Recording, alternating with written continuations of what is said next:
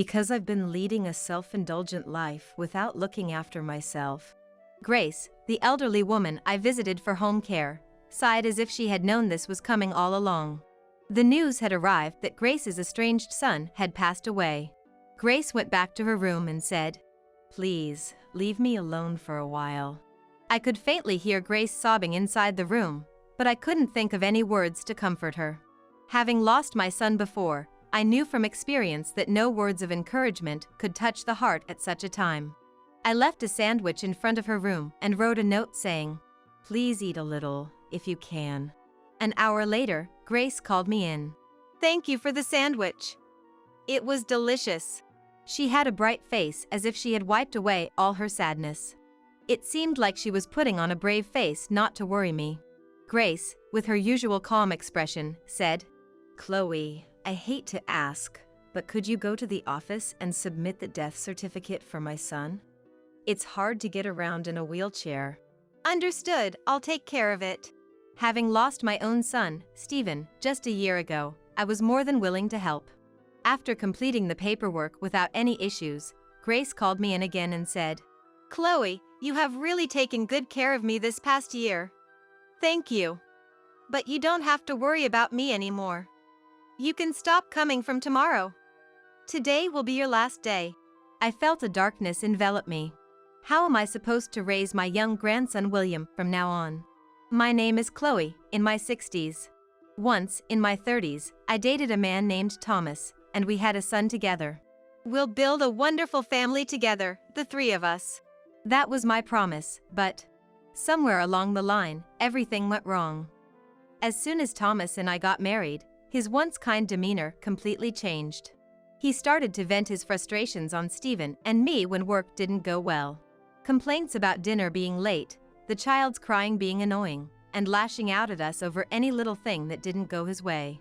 At first, I tried to endure it, but Thomas's behavior only got worse day by day.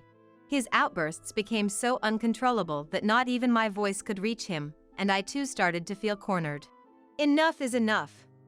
I can't follow you any further. It's one thing for me, but I don't want Stephen to suffer the consequences." Wanting to protect young Stephen from the fallout, at 40, I decided to divorce Thomas. "Do as you please.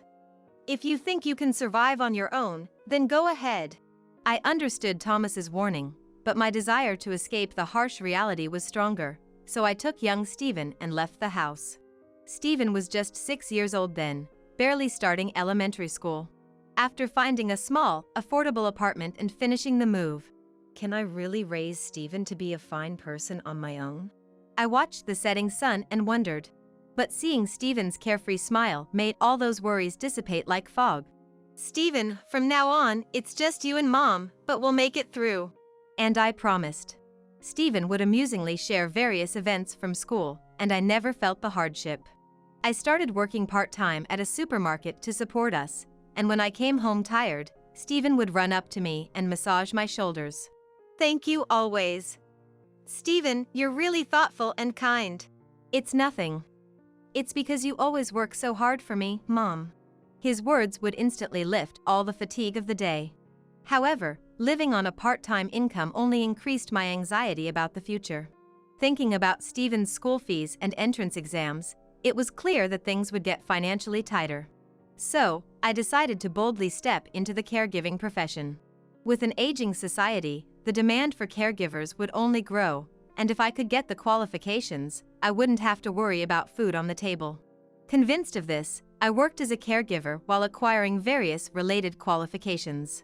Even as Stephen entered his sensitive teenage years, he grew into the same pure-hearted child and started part-time work in high school.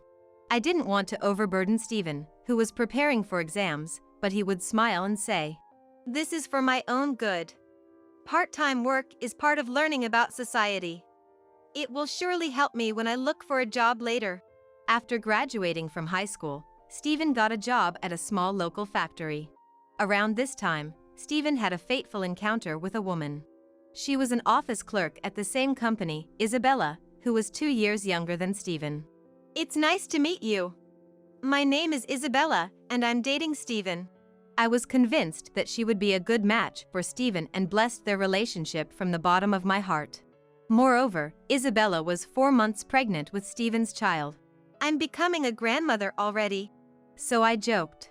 Reflecting on my past, I had Stephen in my mid-30s, which was close to being a late pregnancy.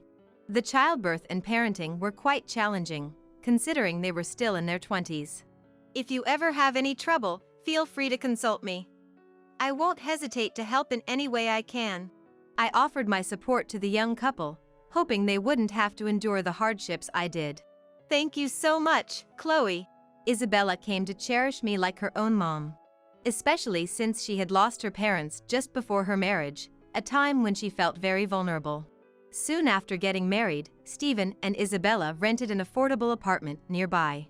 Half a year later, Isabella gave birth to a healthy boy. They named him William. William, it's your grandmother. Nice to meet you. I couldn't help but smile as I looked at William. I wonder who he resembles. Does he have Stephen's nose? It's too early to tell, Stephen said with a wry smile next to me, and the nurse laughed amusingly. Following the birth, Isabella decided to quit her job and focus on raising her child. I can't be left behind. Wanting to support Isabella in any way, I spent my savings on baby supplies. Isabella was astonished when she returned home from the hospital. Wow, Chloe. When did you manage all this? She was so touched that she started laughing at the entrance. Stephen commented with an amused voice. It seems like you're going to spoil the grandchild. I didn't mind what anyone said. Of course, Stephen's child would be dear to me. Isabella, if you ever have trouble with childcare, call me anytime. I'll come running. I said earnestly, but Stephen coolly retorted. You just want to see William, don't you, Mom? Caught me. I could only respond with a wry smile. When William turned 3 and began to walk and talk on his own, Isabella started working part-time to support the family. During weekdays, she would leave William at a childcare center and pick him up in the evening after her part-time job. To lighten her load, I eagerly took on the role of babysitting William on weekends. As I played horseback rides with William on my back. Don't get too carried away. You're not young anymore. You might hurt your back. Don't treat me like an old lady. I still feel young at heart. I need you to stay healthy for me, Mom. At least until William grows up and gets married. Stephen's roundabout way of showing care deeply touched me, despite my aging body. 5 years had passed since Stephen and Isabella's marriage. One day, Stephen approached me with an unusual seriousness. Mom, there's something I want to ask of you. Never having asked for anything from his parents before, Stephen's request made me nervous. What's with the formal request? We've been married for 5 years now, and we thought it might be nice to go on a trip just the two of us, to relax for a bit. Relieved by his explanation, I responded. So you're asking me to look after William while you're gone? Is that it? Would that be okay? You've finally become a bit more childlike. You never used to rely on your parents. Hey, I'm 27 years old now. Calling a 27-year-old adult childlike is a bit much. Although Stephen complained with a strong tone, his expression was smiling. Sure, go on your trip. Take your time and enjoy yourselves. Thank you, Mom. I'll make it up to you someday. With those words, Stephen and Isabella rented a car and went on their trip. However, I couldn't shake off a sense of unease that I couldn't explain. What is this anxiety? I hope nothing happens. That day, I had the day off from my caregiving job, so I could spend the whole day with William. I remembered that we had an old deck of cards in the back of the closet that I bought for Stephen a long time ago. How about we play some cards? I want to play. William eagerly raised his hand in response. William quickly learned the rules of the game. You're so smart, William. You picked it up right away. It's boring to play alone. I want to play with Dad and Mom next time. By 9 p.m., even the energetic William had tired himself out and dozed off on the couch. You'll catch a cold sleeping there, I said as I picked him up and carried him to the futon in the bedroom. When did William get so heavy? I used to be able to lift him so easily. I was reminded once again of how quickly children grow. Just as Stephen said before they left, I have to live a long life, at least until William grows up and gets married. Thinking this, I gazed at William's face, now peaceful and asleep in my arms, wishing for this happiness to last forever. Then, suddenly, the phone rang. It was unusual for anyone to call me at 9 p.m. A bad premonition ran through my mind. Tentatively, I picked up the receiver, and it was from an unfamiliar regional hospital. The person on the other end spoke in a calm tone, methodically explaining the situation, but each word felt like a curse, darkening my vision. Excuse me, what are you saying? Stephen and Isabella are both in critical condition, unconscious. It's a dangerous situation that requires immediate attention. What's wrong, Grandma? William, sensing something unsettling in my somber expression, looked up at me worriedly. William, let's get changed quickly. After hurriedly dressing a sleepy William, without caring what I was wearing, I asked a neighbor to drive us to the hospital where Stephen and his wife were taken. Upon arriving at the hospital and walking down the dimly lit corridor of the emergency department, "This way." The nurse led us to the ICU. Both were in the intensive care unit, motionless with tubes inserted in their mouths. Stephen! Stephen! No matter how much I called out, Stephen didn't respond, just like a doll. Mom! Mom! William also repeatedly called for his mom, but the response was the same. Eventually, without regaining consciousness, both their heartbeats stopped, and a moment of silence fell in the ICU.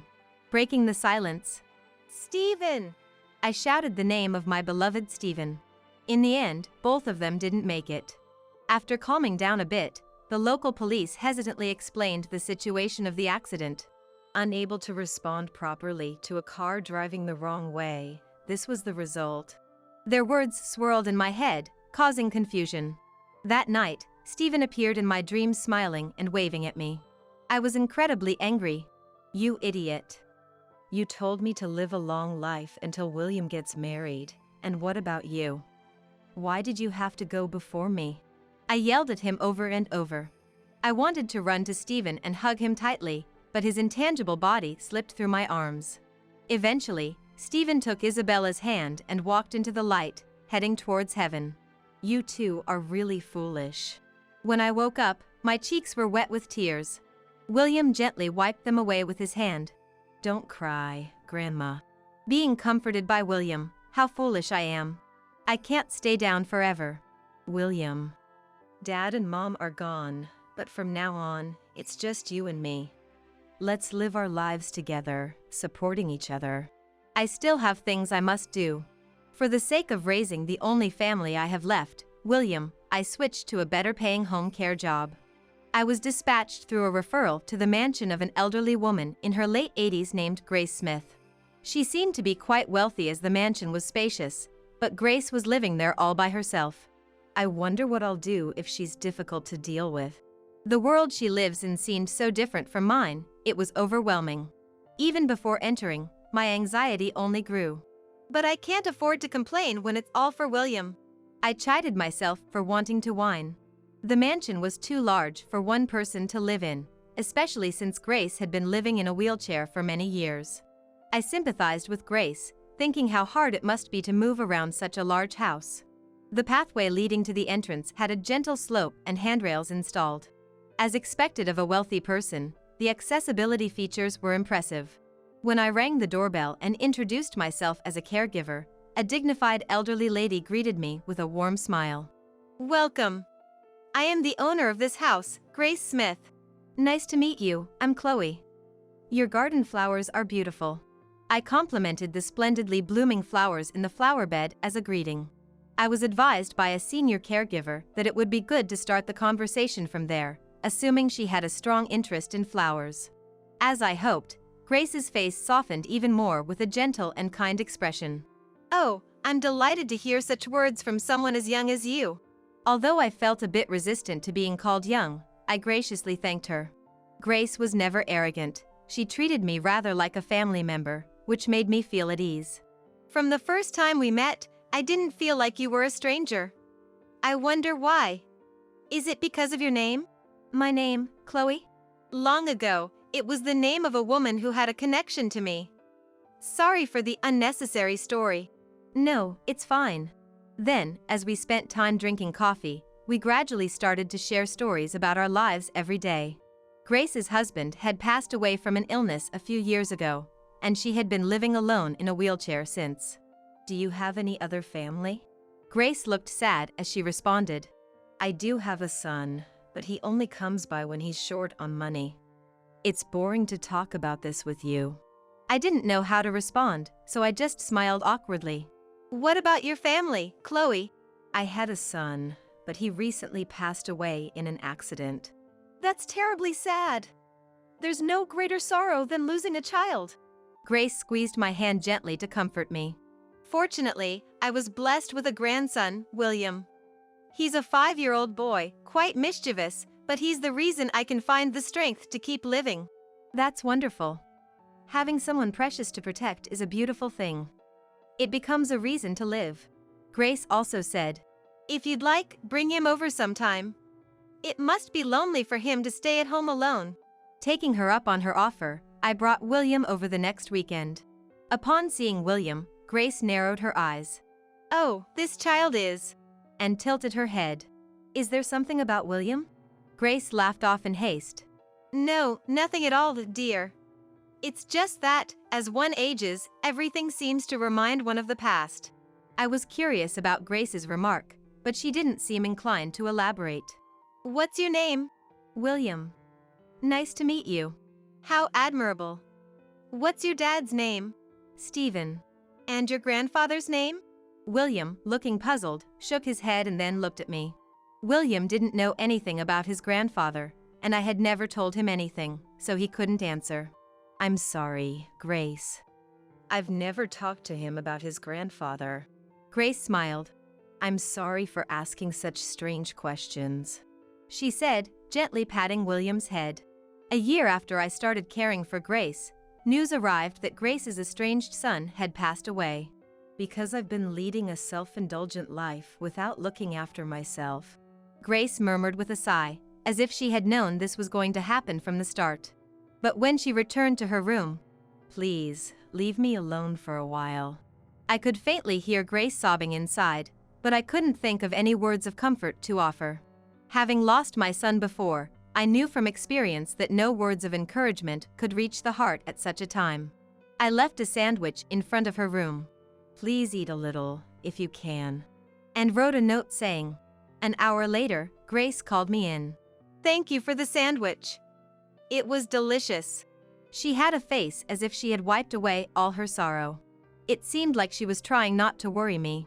Grace, with her usual calm expression, said, Chloe, I hate to ask, but could you go to the office and submit the death certificate for my son? It's hard to get around with these legs. Understood, I'll take care of it. Having lost Stephen just a year ago, I readily agreed to help. Several documents were needed to submit the death certificate. When I went to the office reception to prepare each document, I discovered an unexpected truth. The deceased son's name was listed as Thomas Smith, a name I couldn't possibly forget, the name of the man I once loved. Stephen's dad, and William's grandfather. How could this? How could this? Learning this shocking truth, I suddenly cried at the reception, bewildering the staff. Are you all right? Can we help you? Trying to appear calm, I ended up with a forced, awkward smile.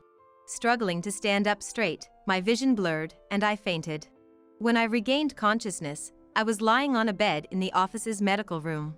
I'm sorry for the trouble. Thank you. I hastily got up, overwhelmed by apology and embarrassment. Please, don't overdo it. It's tough losing a loved one. I thanked the staff repeatedly, gathered my things, and immediately returned to Grace's house. Seeing me burst in, Grace looked startled. Chloe, what's happened to you? You look so scared. I glanced at my reflection in the mirror. Despite not being angry, my expression could easily be mistaken for fury. Grace, your son's name was Thomas Smith, wasn't it? Yes, that's right. What about it? I swallowed hard, then took a deep breath before replying. Thomas Smith was my ex-husband. Oh. Grace let out a gasp of shock upon learning this fact. So, Chloe was really you. Tears began to well up in Grace's eyes. She then shared a truth she had kept hidden in her heart. Thomas had clashed with his wealthy father and left home right after dropping out of college. Since then, he had been estranged from his family, only starting to visit his mother after his father passed away. During that time, Thomas and I met and I became pregnant with our first son, Stephen. But when I suggested that Thomas should at least greet his parents, "There's no need. I'm not showing my face at that man's place," he stubbornly refused, so I couldn't say anything more. As a result, I never met my in-laws before divorcing Thomas. Grace mentioned she had suspected when she heard the name Chloe, as I had returned to my maiden name, but she wasn't sure. I also hadn't imagined that Smith, a common surname, could be my ex-husband's family. After completing the death certificate without any issues, Grace called me again. Chloe, you've really helped me a lot over this past year. Thank you. But you don't have to come from tomorrow. Today will be your last day. The sudden notice of termination made me feel as if the ground had disappeared beneath me. How was I going to raise young William now? Sensing my unease, Grace smiled kindly as usual. "Oh dear, please don't misunderstand. I'm not saying this because I've come to dislike you." I tried desperately to understand Grace's true intentions. "It might be presumptuous to ask, but if you're willing, Chloe, would you consider living with me? William too, of course." Tears welled up in my eyes as I finally grasped Grace's intent. I don't mind, but are you sure? "Good or bad, you're family. And family should live together." Hey William, do you remember the grandma we met before? "Yeah, I remember. Grandma Grace was very kind." That grandma is your grandfather's mom, your great-grandma. William tilted his head, seemingly puzzled by the concept of a great-grandma. "Grandma Grace said she'd like us to live with her, the three of us. What do you think?" Without hesitation, William exclaimed, "Yay! I love that grandma too." And so, William and I began our new life living with Grace in her mansion. As William grew, he began to resemble Stephen more and more. "William is getting so big. Watching him reminds me of Thomas as a child," Grace said, watching William with a loving gaze. "Grandma Grace, let's play cards together." Let's do that. We can eat some cookies too. Perhaps it's the blood connection, but William has grown quite fond of Grace. With this strong family bond, I felt confident going out to my home care visits, knowing William was in good hands. To ensure I see William's happiness with my own eyes, I knew I had to stay healthy. On the anniversaries of Stephen and Isabella's passing, Grace, William, and I would visit their graves. "Stephen, Isabella, William is doing well in school. He even won first place in a marathon recently. Isn't that great?" And then, "I wish I could have met Stephen while he was still alive," Grace said, standing beside me. The cemetery has become more accessible nowadays, with elevators installed throughout. Thanks to this, Grace could visit more easily in her wheelchair. "Now, it's Thomas's turn." Chloe, are you sure? I squeezed Grace's hand. "Thomas is an important family member who brought us all together. Without him, Stephen and William wouldn't have been born," I said, patting William on the head. "I know it might be selfish of me, but if you're okay with it, Grace, could we have Stephen and Isabella's remains moved to the Smith family grave?" Of course. We're family, after all. A chill seemed to pass through us as the wind blew. "Aren't you cold?" William moved closer to Grace, holding her hand. "Your hand is warm." "And your body is warm too." As we headed towards Thomas's grave, I pushed Grace's wheelchair forward. This time, give the baby to your brother. You can just have another one. After I announced my pregnancy to my parents, my mother uttered those unbelievable words. Brother Zach and his wife Rosie, who is infertile, demanded that I give up my child for adoption to them. My parents have always prioritized Zach over everything and neglected me. The hopeful future I had envisioned upon conceiving my first child turned into despair. My name is Olivia. I've been married to my husband Walt for 3 years. Our marriage is great, and we've been talking like we want a child soon. However, I've kept some distance from my family home. The reason lies with my parents and my brother Zach. At the family home, my parents, Zach, and his wife Rosie live together. Zach was a prodigy since childhood and graduated from a prestigious university. He now secured a job at a major corporation. He is set to join and eventually take over our father's company. Our parents have adored him since he was young. In comparison, I wasn't very smart and had average looks, so I don't have many memories of being cherished by our parents. From a young age, I was always confused by the difference in treatment between Zach and me, often feeling down alone. Especially our mother, she was always with him, clearly showing he was her favorite. As for me, she mostly ignored me. When she did talk, it was usually to put me down. Perhaps influenced by our parents, Zach looked down on me too, so we never had a good sibling relationship. I felt I had no place at home and grew increasingly isolated. For those reasons, as soon as I graduated high school, I left home. My parents, seemingly uninterested in me, didn't say much when I announced my departure. In fact, they seemed almost pleased. After leaving, I got a job. And 3 years later, I married Walt, who was a classmate from high school. I was eager to build my own family and find my peace, away from the influence of my family. I only return home for Thanksgiving and Christmas. I'd rather not go, but my parents insist. They worry about appearances, and a daughter who never visits would look bad. They make a fuss if I don't go, so I endure it and visit twice a year. I went back grudgingly this Thanksgiving, but my mother was as cold as ever. You and your husband are still so unimpressive. It ruins the festive mood. She started with her sarcasm right away. She called us back only to say such things. If she's going to be like this, she shouldn't bother calling. I thought, while fending off her sarcasm, but her barbs continued. We're worried about you. You two live in poverty. We always think you'll come begging for money. My family home is quite wealthy. But since leaving, I've never asked for financial help and have been living off our own earnings with Walt. We manage a decent life and even celebrate their birthdays properly. There's no way we would do that. I immediately responded to her baseless accusation. However, she blurted out, "But you two are still low income, aren't you?" And then shifted her gaze to Walt beside me. "Walt, you're still working at that detective agency, right? How long do you plan to keep doing that shady business? Don't you feel embarrassed?" Indeed, Walt works as a detective, something she always ridicules. She sees detective work as shady and inferior to regular jobs. While Walt was explaining his job to make it understandable for her, Zach chimed in. "Mom, it's pointless to even listen to that. Detective work is shady, something nobody wants to get involved in. It's a low-level job done by people beneath us.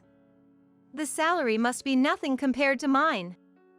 Flaunting his elitism, Zach looked down on detective work, just like her. That is something we've been hearing since we got married.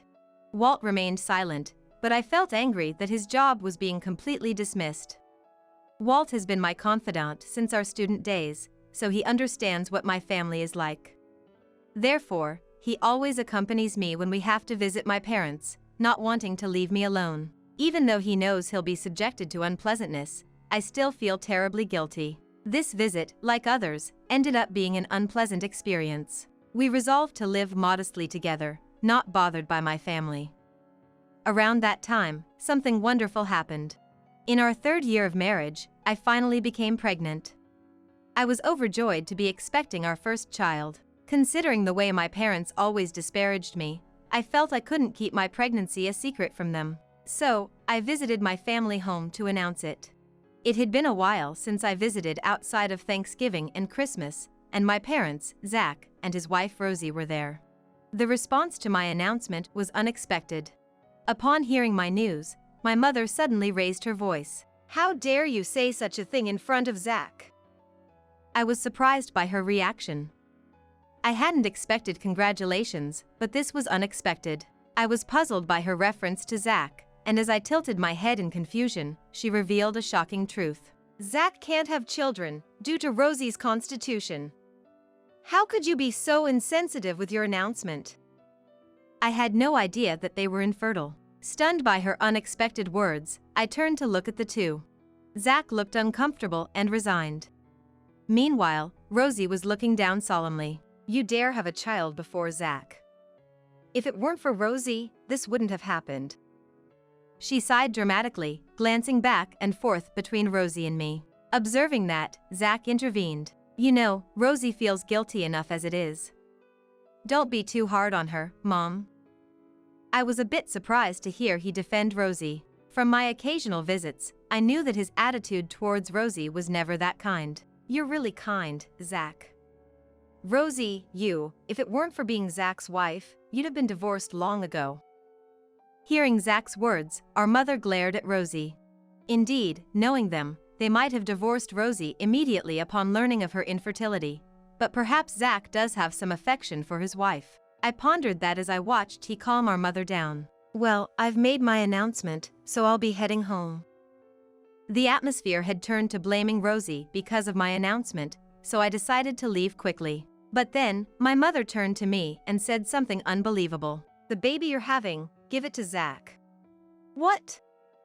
I couldn't help but exclaim in shock at her outrageous suggestion. What does she mean, give my baby to Zach? You can have another child since you're capable of having one. Since Rosie seems unable to. So giving that baby to Zach as an adopted child will bring peace to our family. Peace? What is she talking about? How could they think of taking my baby for him, just because he can't have children? That's absurd and unjustifiable. When I insisted I would never agree to such a thing, my mother retorted, Look, this is our long-awaited first grandchild. I'll let it grow around me. It's only right that we get to raise it. Zach will take over the company, so we will raise the baby. She made such infuriating arguments, planning to take away my unborn child just to ensure a successor for our father's company. She talked about the process of adoption as if she had researched it, but I was too furious to listen. Seeing how irritated I was, Zach added something unbelievable. Well, since Rosie can't have children, it's good for her that you got pregnant at this time. At least you're finally contributing to this family. I couldn't believe it, but Zach seemed to agree with her. Even our father, who usually says nothing, nodded in agreement from behind them. It seemed the whole family was ready to claim my baby as their own. I couldn't believe how casually Zach spoke such terrible words to his own wife, acting as if nothing was wrong. Realizing that talking further was pointless, I decided to leave immediately. They only said, Make sure to give us an answer next time you come. And didn't even come out to see me off. Only Rosie, who must have been deeply hurt, silently saw me off. Even after returning home, my anger didn't subside. Far from celebrating my pregnancy, they made an unreasonable and absurd demand. Thinking about the future made me feel gloomy. They would probably keep pushing for adoption after the baby was born. Walt was also shocked when he heard the story from me after returning from work. Even he was at a loss for words. He understands my family, but the situation being beyond belief. A few days later, we had an unexpected visitor at home. What brings you here so suddenly? It's rare to see you alone. It was Rosie. She looked haggard, her skin lacked luster, and her hair was disheveled. As she looked at us, her eyes brimmed with tears. Olivia, I'm so sorry about the other day. She must be referring to when I went to announce my pregnancy. It wasn't her fault though. She seemed to feel guilty about the unreasonable demands made by my family. Then, she began to speak about something unexpected. Actually, I have something I want to talk to you about. What could it be? I invited her in to hear her out. What she revealed was shocking, and my anger surged again. Trying hard to suppress her anger, she calmly told me a significant truth. Walt had been quietly listening to our conversation, but spoke up as our talk wound down, saying, Actually, and revealed information to me. It was as astonishing and infuriating as Rosie's confession. Although Rosie had been listening to Walt's story, her teared up again. Having been informed of this significant fact by Walt and Rosie, I made a decision. To punish my parents and Zach. I swore to myself to settle past grievances and seek revenge. 3 months later, my belly beginning to show, I visited my family home with Walt. There were my parents, Zach, and Rosie. You've decided to give the baby to Zach, right? My mother asked, without even a greeting. It seemed she could only think of my baby being adopted by Zach. I told you before, that's not going to happen. As I responded, my parents glared at me, as if they couldn't accept it. No matter what you say, we're taking that baby. Stop being so stubborn. My mother appeared infuriated by my resistance. Feeling the same way, Zach and my father just glared at me without stopping her. No matter how much you yell, I will never give the baby away. Instead, I came today to show something to you guys. Is that okay, Rosie? I said, then made eye contact with Rosie. She nodded, still looking into my eyes. Rosie intends to divorce Zach. And the reason is this. I pulled several photos from an envelope I had brought. That was my purpose for coming today. These are... Seeing the photos, Zach was speechless. The photos showed Zach kissing another woman and entering a hotel, undeniable evidence of his infidelity. Apparently shocked to have been photographed. He muttered just one sentence. Who the hell took these photos? Our parents, standing next to Zach, looked bewildered and alternated their gaze between him and me. They probably had no idea that he was having an affair. It was Walt who took these. What? Yes, Walt had taken the photos. Walt had been silently watching that unfold, but began to explain how he came to take the photos.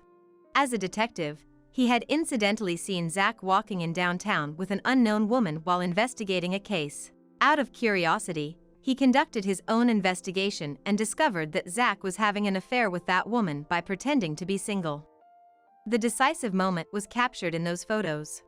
Zach seemed to think he had cleverly kept his affair secret. He was dumbfounded and at a loss for words. Adultery is a valid reason for divorce. Make sure you pay Rosie a proper compensation. Amidst the tense atmosphere, Zach spoke. I got stuck with a wife who's so incompetent. It's okay to have a little fun outside, right? Rosie and I were speechless. Instead of apologizing, he blamed Rosie for his infidelity. That's right, you're right. Rosie, it's because you're incompetent. To think you're acting all high and mighty about divorce. Our mother joined in, supporting his retort. They were desperately trying to blame Rosie, probably not wanting to be at a disadvantage themselves. I guess after I left, she must have been treated coldly by this family, just like I was. Thinking about it made me feel terribly sorry for her. Therefore, I decided to confront this family today. To save myself and Rosie, who had been neglected all that time, I pushed them further into a corner by blaming Rosie. Zach, you made fun of Walt, but the investigative skills of a professional detective are extraordinary. As soon as he started investigating, evidence kept piling up. And then, we found out something shocking about your mistress. Saying that, I saw my parents tensing up, wondering what shocking fact would come out next. The woman you're having an affair with seems to be the daughter of a mafia boss. As soon as I revealed it, Zach stiffened as if frozen. He must not have known that. Immediately, my mother screamed. What? Is that true? Her beloved son's mistress being the daughter of a mafia boss. Upon knowing the full extent of the shocking truth, she collapsed to the ground, covering her face with both hands. My father also pressed his head with both hands, as if he had heard something terrifying. Zach, you were pretending to be single while dating her, correct? Right, he had hidden his marital status to have an affair with the woman. If she finds out that she's been deceived by a married man, what do you think will happen? What will her parents do when they learn their daughter was tricked by a married man? It would be better to tell them, right? With my threatening words, now clearly realizing the identity of the woman he had been deceiving, Zach started to panic. No! I didn't know either. I was deceived too. Our parents, domineering just a moment ago, were now completely confused by this unforeseen revelation. Then, Rosie began to speak in front of the flustered. You didn't just deceive your mistress, did you? With her words, tension returned to the room. Then, she repeated what she had told me during her visit. You are infertile, aren't you? At that moment, Zach's face showed an "oh no" expression. Our parents looked at him in shock. They had blamed Rosie for not being able to have a baby, but the cause was actually Zach himself. Did you know, Rosie? That was all he could manage to say. The stunned parents were visibly shaken by the harsh impact. As they struggled to find their next words, Rosie delivered the final blow. I found it accidentally while cleaning the room. Rosie had stumbled upon his infertility diagnosis, hidden in his desk drawer. He couldn't admit that to his doting parents, so he kept that fact a secret and blamed infertility on Rosie. Believing his words, our parents had blamed Rosie. His protective comments about Rosie when I announced my pregnancy were probably due to his guilt over the issue. Being blamed for not being able to have a baby, I suffered every day. And the talk turned to taking Olivia's child. I was just so sad. Rosie declared that with a calm and unchanged expression. In contrast, my parents had just learned the shocking truth and were in a panic. To think Zach will never have a baby, that's just... My mother was despairing at the reality of not being able to hold his child. But in the next moment, she turned her hysterical hatred towards him. You knew it was your fault, yet you pushed all the blame onto your wife. Did you cheat with other women just because you knew you were infertile? How could my son be so low? Oh dear, why did this happen? She vented her frustration at him. Hearing it, he finally spoke and started his pitiful explanation. I was shocked to find out I was infertile. I felt guilty for not giving you two a grandchild. When I found out Olivia was pregnant with a boy, it just seemed convenient. It was a story that made me feel utterly contemptuous. Shaking off my anger, I delivered the final blow to the three. Your selfish actions hurt Rosie and me. Besides, you have an affair with such a dangerous person. Zach, Mom, and Dad, you all better brace yourselves for what's coming. You guys have hurt so many people, now you'll get what you deserve.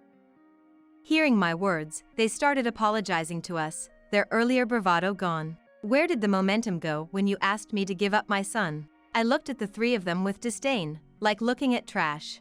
Beside me, Rosie said nothing and just stared ahead. Her silence spoke volumes about the depth of her sorrow. Zach and my parents were in for tough times ahead.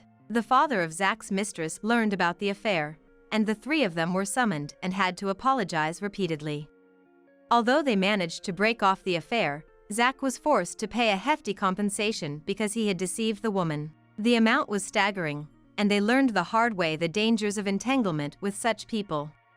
Because of that, my family home soon fell into disarray. My father was forced to resign as company president due to the public scandal. My mother became isolated, seen with disdain by the neighbors, and withdrew into herself. The relationship between my parents became hostile, constantly arguing over Zach. Zach was forced to leave his job after the scandal leaked to his company. As if to add insult to injury, his divorce with Rosie was finalized. Losing his job and having to pay compensation to Rosie, Zach was trapped in a life of relentless work. Around the time Rosie successfully left the family home, I gave birth to a healthy baby boy. Both the baby and I were in good health, and I savored the joy of welcoming a new life. The happy days for our family of three began. Then, Walt and I decided to cut all ties with my family. I had been torn about severing ties with such parents and brother, but that incident made me realize it was best for my son. Even without them, I have an irreplaceable family now. I've decided to cherish only my precious family from now on. My eldest son and his wife bought a second-hand home. But we don't share personal information with others. That's what she said, not inviting me to their housewarming party, or even telling me their new address. My son is head over heels for her, and does whatever she says. I wanted to celebrate their housewarming, but, well, if you're going to act like that, I'll respond in kind. You moved on the top floor of a luxury apartment building. Classic move. When she heard I moved to the top floor of a high-rise, her attitude changed instantly. I'll make sure she regrets it. I am Tenley, 67 years old. I run a business. I'm also involved in real estate and recently acquired 3 high-rise apartments. Living in a high rise isn't too bad. I could even consider moving. Since owning the apartments, I've thought about letting go of my spacious house. I have a 33-year-old son. He's independent now, so it's just me at home.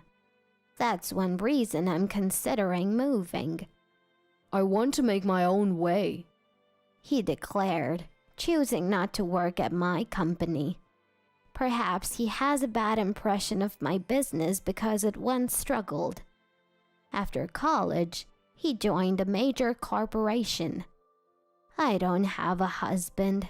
I divorced when my son was in elementary school because of my husband's infidelity.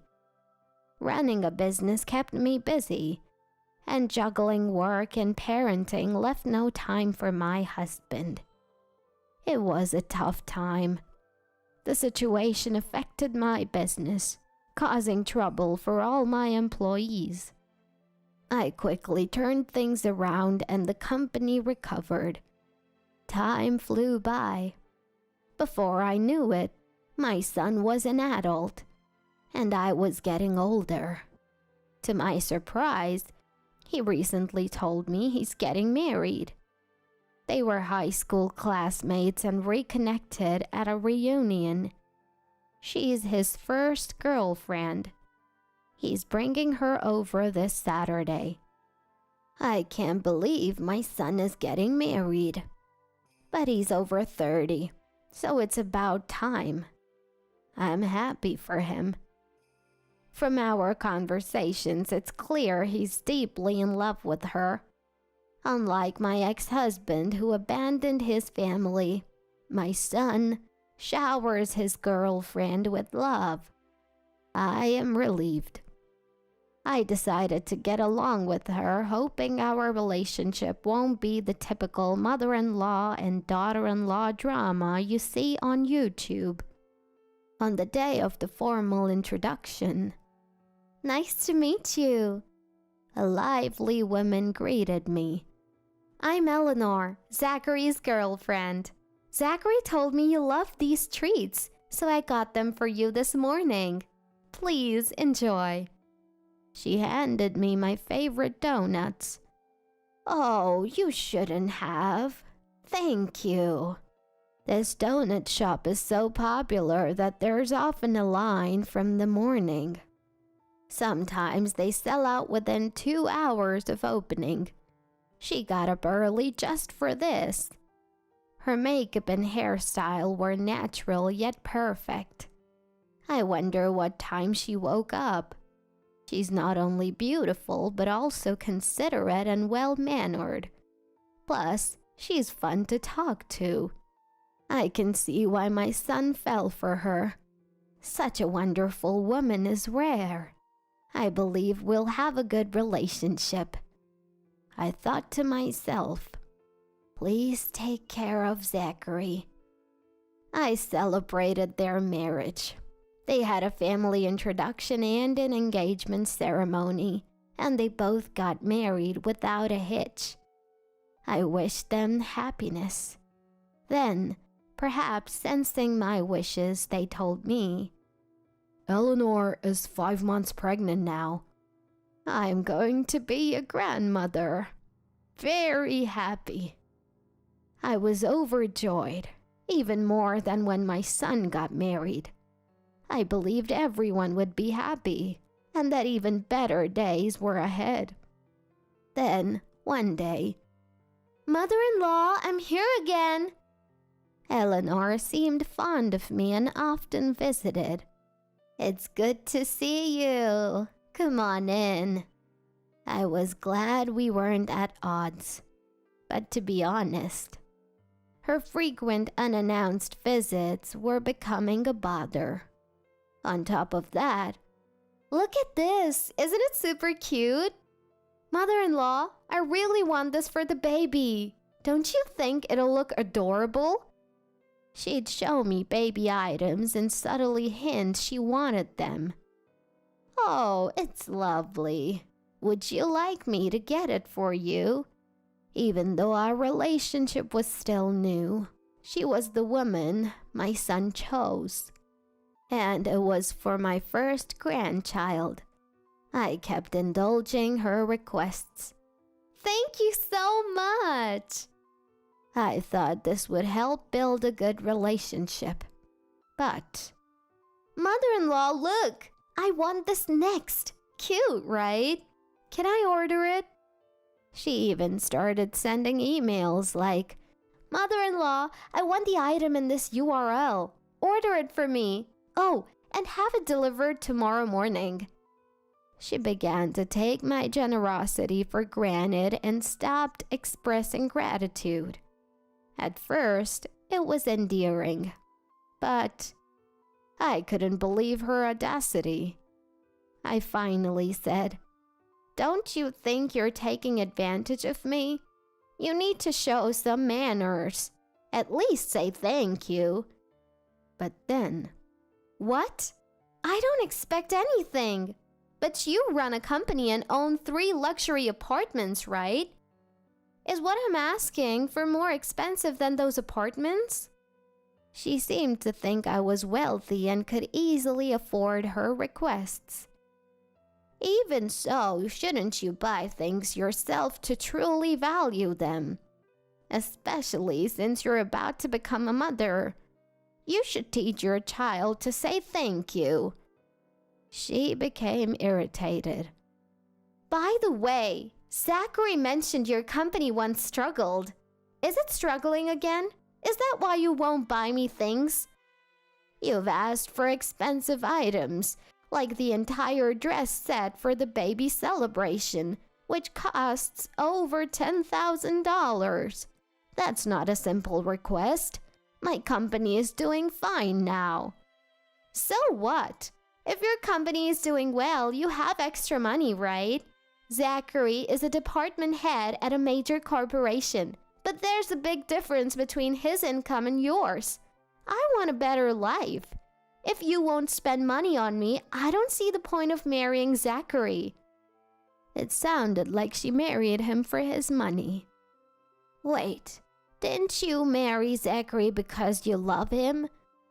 Of course not. I remembered he was the heir to a CEO at the reunion and approached him. He fell for me instantly. So easy. I wouldn't care about him if he didn't have money. That's terrible. Zachary would be devastated if he heard this. I won't tell you to divorce, especially with the child on the way. But I won't tolerate you hurting Zachary. He truly loves you.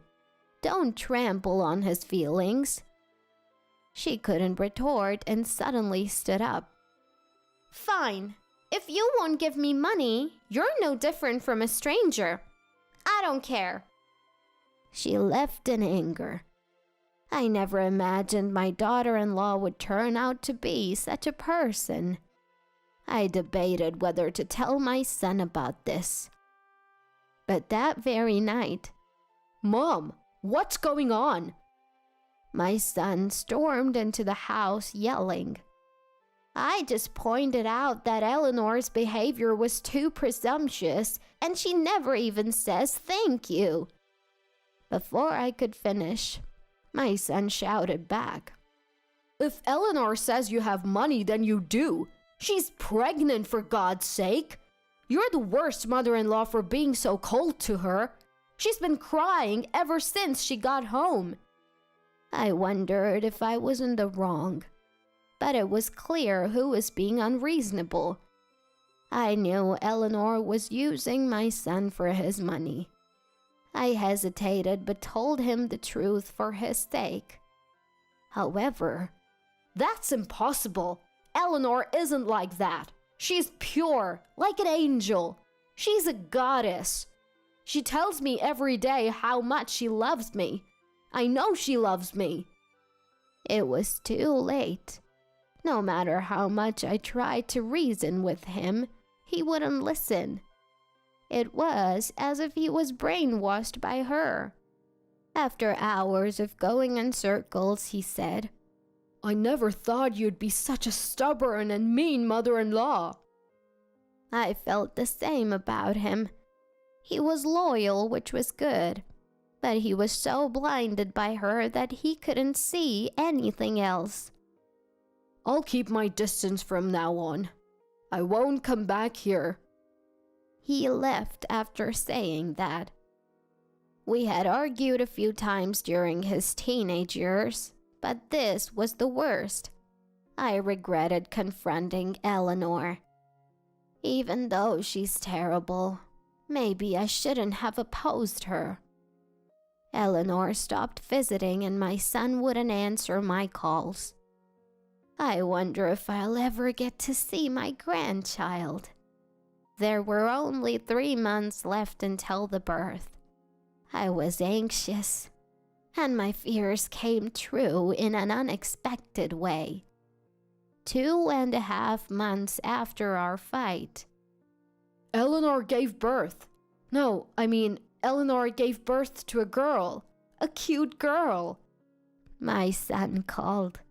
I could hear the excitement in his voice. Can I come to the hospital? He said it was okay. I couldn't believe I'd get to meet my grandchild. Maybe time had healed our relationship. Either way, I was overjoyed. Not just because of the birth, but also because I could reconnect with my son and his wife. I left work and rushed to the hospital. It was designed like a hotel, and it looked just like one from the outside. I ran into Zachary and Eleanor in the hallway as they were moving from the delivery room to the ward. It was a bit awkward and I wasn't sure what to say. Congratulations to both of you. They thanked me. We entered the room. At Eleanor's request, it wasn't a shared room but a private suite. Eleanor's parents had also arrived.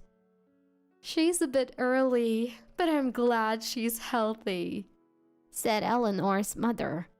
As we tried to make small talk, Eleanor's mother made a strange comment. The next one's a fixer-upper, right? I can't wait to see it after the renovation. It'll be fun for us too. Huh? A fixer-upper? What are they talking about? Then Eleanor said, I'm really thirsty. Can you and Dad go get me a drink? She tried to get her parents out of the room. Just gave birth, huh? Okay, we'll get a bunch. With that, her parents left. What did your mother mean by fixer-upper? When I asked, Eleanor and my son exchanged glances. Mom, I told you we'd keep our distance, Zachary said coldly. It seemed they were still upset about that day. We're renovating a multi-generational home without telling you. It's not ready yet. Oh, and don't get it wrong. Only our parents and us will live there. Even though we were celebrating a new life, I was shocked. Why did you invite me today? If you kept the house a secret, you could have kept the baby's birth a secret too. I came here hoping to reconcile. I don't understand why I was invited. Obviously, for the baby shower gifts. Oh, and can you cover the hospital bill? It's twice as expensive as other places.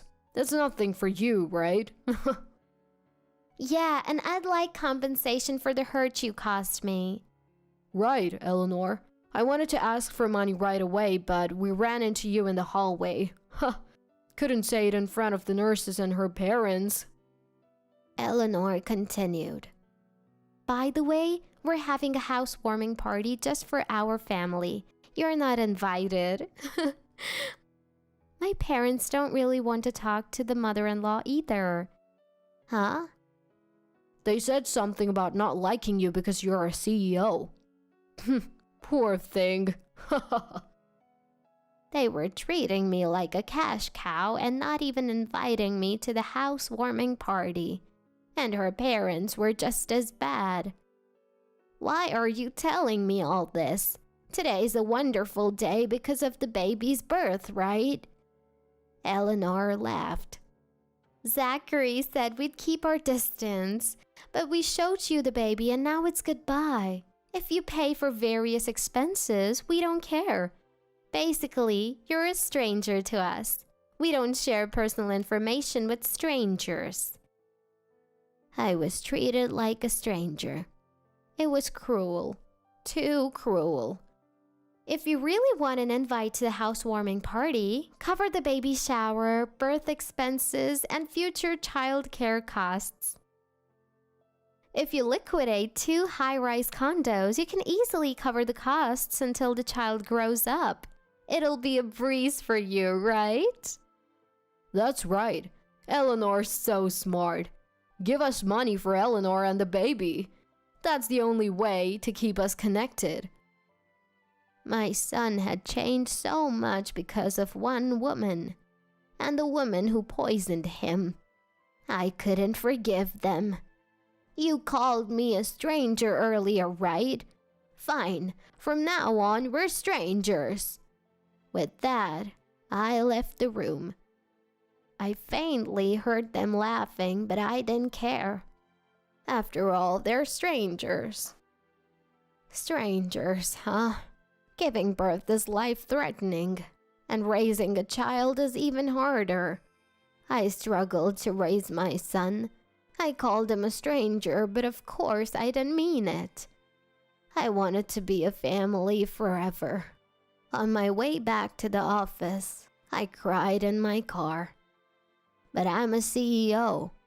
I switched to work mode. I immersed myself in work for a while, not wanting to think about today. A few months later, thanks to my efforts, our performance improved, and we achieved our highest sales ever. I have a lot more money now. Maybe I should make a big purchase. And so, as a way to relieve recent stress and reward myself for my hard work, I purchased a corner unit on the top floor of a high-rise condominium. The view is spectacular and the place is very comfortable. Then, one day, my phone rang. It was a call from Eleanor. After calling me a stranger, what could she possibly want now? I ignored it, but the phone kept ringing. Reluctantly, I answered. It's been a while. I heard you're living on the top floor of a high-rise condo. Why didn't you tell me? Apparently, she had heard about my new place. Come to think of it, there was quite a buzz in the neighborhood when I moved. Typical of you, living on the top floor of a high-rise. You're truly the pride of our family. Her overly sweet praise sent shivers down my spine. What do you want? When I asked, Eleanor began to say something unbelievable. Actually, can you lend us some money? She's asking for money after all this time. What is she thinking? Why? I asked for a reason. She hesitated. I'm hanging up. This is a waste of time. Just as I said that, Eleanor spoke up. Wait! The thing is, Zachary got demoted. Zachary was demoted? What on earth happened? Well, where to start? Eleanor slowly explained. Apparently, Zachary had been very rude to a major client. Furthermore, this incident made him anxious about making more mistakes, leading him to make several errors at work. He was soon to be demoted. Fortunately, he could still commute from home, but his salary was significantly reduced. On top of that, his bonus for this period was cut. We paid a large down payment, and now we have no savings. They had paid a significant amount from their savings as a down payment, hoping to pay off the loan quickly. But they still had a lot of debt. I never thought this would happen. Eleanor continued, saying she had stayed in a loveless marriage with Zachary because of his stable income. She believed she could live comfortably with her parents without working. Such naive thinking. With the loan payments, living expenses, insurance, property tax starting next year, and the considerable daily diaper expenses, Zachary's family was struggling. Eleanor's father was the guarantor, but when she discussed this with him, he said, We just signed our names. We can't help with money. We have our own retirement to think about. That's right. We sold our house and moved here because you said you found a good catch. This isn't the wealthy marriage you promised. You need to take responsibility for our retirement. They not only refused to help, but also pressured her to work more. That's why I'm asking you. Why are you asking me?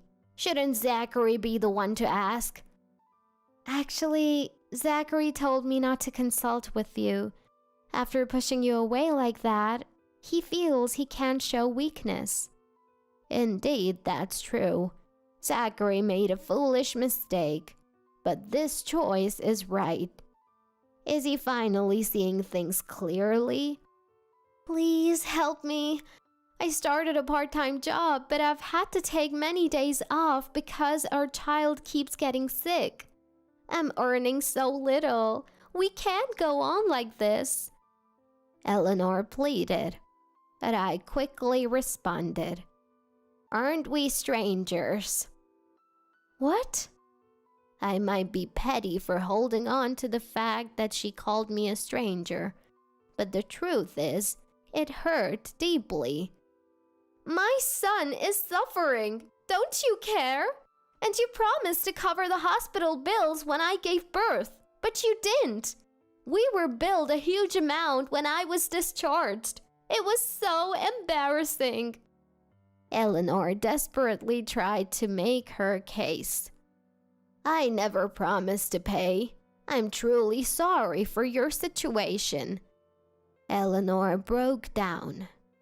You're living luxuriously in a high-rise condo, and you're the CEO, right? You own the whole building, so give me one of the rooms. Her anger was palpable, and her child started crying in the background. Why should I give a room to a stranger like you? I stood my ground. Why? It was just a joke when I called you a stranger. A joke? So it's okay to treat me like a stranger as a joke? Can't you see how much that hurt me? Eleanor fell silent. Only the child's crying could be heard. Please, at least help our child, please. It's true. The child is innocent. It's heartbreaking to see them caught up like this. When the child gets sick, they call you to pick them up, right? Can't you rely on your parents? She hesitated before answering. My parents. They say the child is too noisy and doesn't listen, so they don't want to take care of them. They also say the child's colds are strong and they might catch it and die. It's no surprise considering who her parents are. Most likely, Eleanor's parents were relying on Zachary's income to support them. I understand. I'll help with the child. Really? We agreed that I would only take care of the child when they were sick. The child is innocent, but I won't help you. So find a way to earn money on your own. But that doesn't solve anything. I hung up. The next morning, Zachary called, apologizing profusely. He apologized many times, It seems that his wife called me last night and got into a fight. You told me not to involve Mom. Shut up! If you weren't a CEO's son, I wouldn't have married you. I thought I'd be envied by my friends for marrying into wealth. What Mom told me, it was true. He sounded full of regret.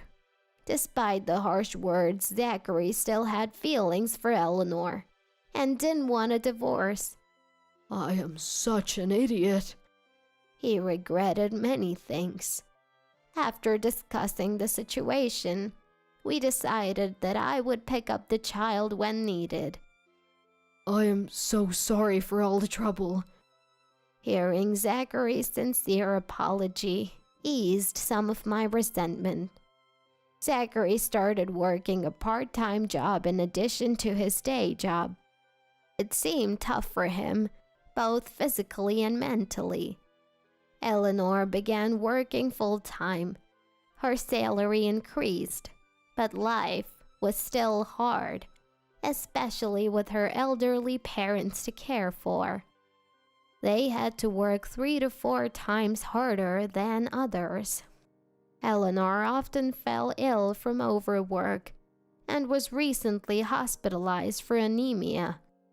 They moved to a larger apartment that matched their income. As for me, I adore my 2-year-old grandchild. The child is very attached to me and is quite the grandma's child. This is exclusive to me, of course. The child is scared of Eleanor's parents and cries when they see them. Moreover, when Eleanor and Zachary come to pick up the child, they don't want to leave my side. Unlike Zachary, it seems the child knows how to judge people. These days, I think, this is my little revenge. But I'll keep that thought to myself. No one else will be involved from now on. Richard, the fiancé of my eldest daughter Linda, declares this with a smug smile. What? What are you talking about? I raise my voice in surprise, not expecting Richard's remark. Well, Linda told me. You're not her mom, right? You're just an outsider, aren't you? As I stand there in shock, my second daughter Olivia slams the table and stands up. Enough is enough. What's wrong with you? Dad, how can you approve Linda's marriage to this rude man? Olivia's face turns red as she fires off these words. Before I can get angry, my daughter is already outraged, and my husband Joseph responds with a troubled look. Olivia, calm down. You shouldn't say anything more. I hug the agitated Olivia and glare at Richard. Understood. Richard responds with the same smug smile to my words. Linda, lucky you. This outsider won't interfere with us anymore. A dinner that was supposed to be enjoyable is now chaotic because of Richard. Olivia, who was looking forward to a rare family gathering, finally breaks down crying. Yet, neither Linda nor Richard seem to care. I won't have anything to do with people who hurt Olivia like this anymore. Even if Linda defies me, she's still my daughter. I don't want to upset Linda, but I can't forgive the two who made Olivia feel this way. If they treat me like an outsider, I have my own thoughts. Linda and Richard couldn't have imagined that at this moment. They would lose everything. My name is Mary, 48 years old. I work as an office clerk at a friend's company. Privately, I currently live with my husband and 2 daughters, 4 of us in total. My husband Joseph is 1 year younger than me, 47, and he had a previous wife before marrying me. The 2 daughters are not my biological children, but born to my husband and his ex-wife. My eldest daughter Linda is 28 this year. and the youngest, Olivia, is 25. When Joseph and I got married, both officially became my daughters. When I first met them, they were both in elementary school. Having separated from their mother at a young age, the girls and I, all women, quickly became close. I heard from Joseph that their mother repeatedly cheated after getting married. Even after Olivia was born, his ex-wife's bad habits didn't improve, and Joseph, troubled, ended up divorcing her.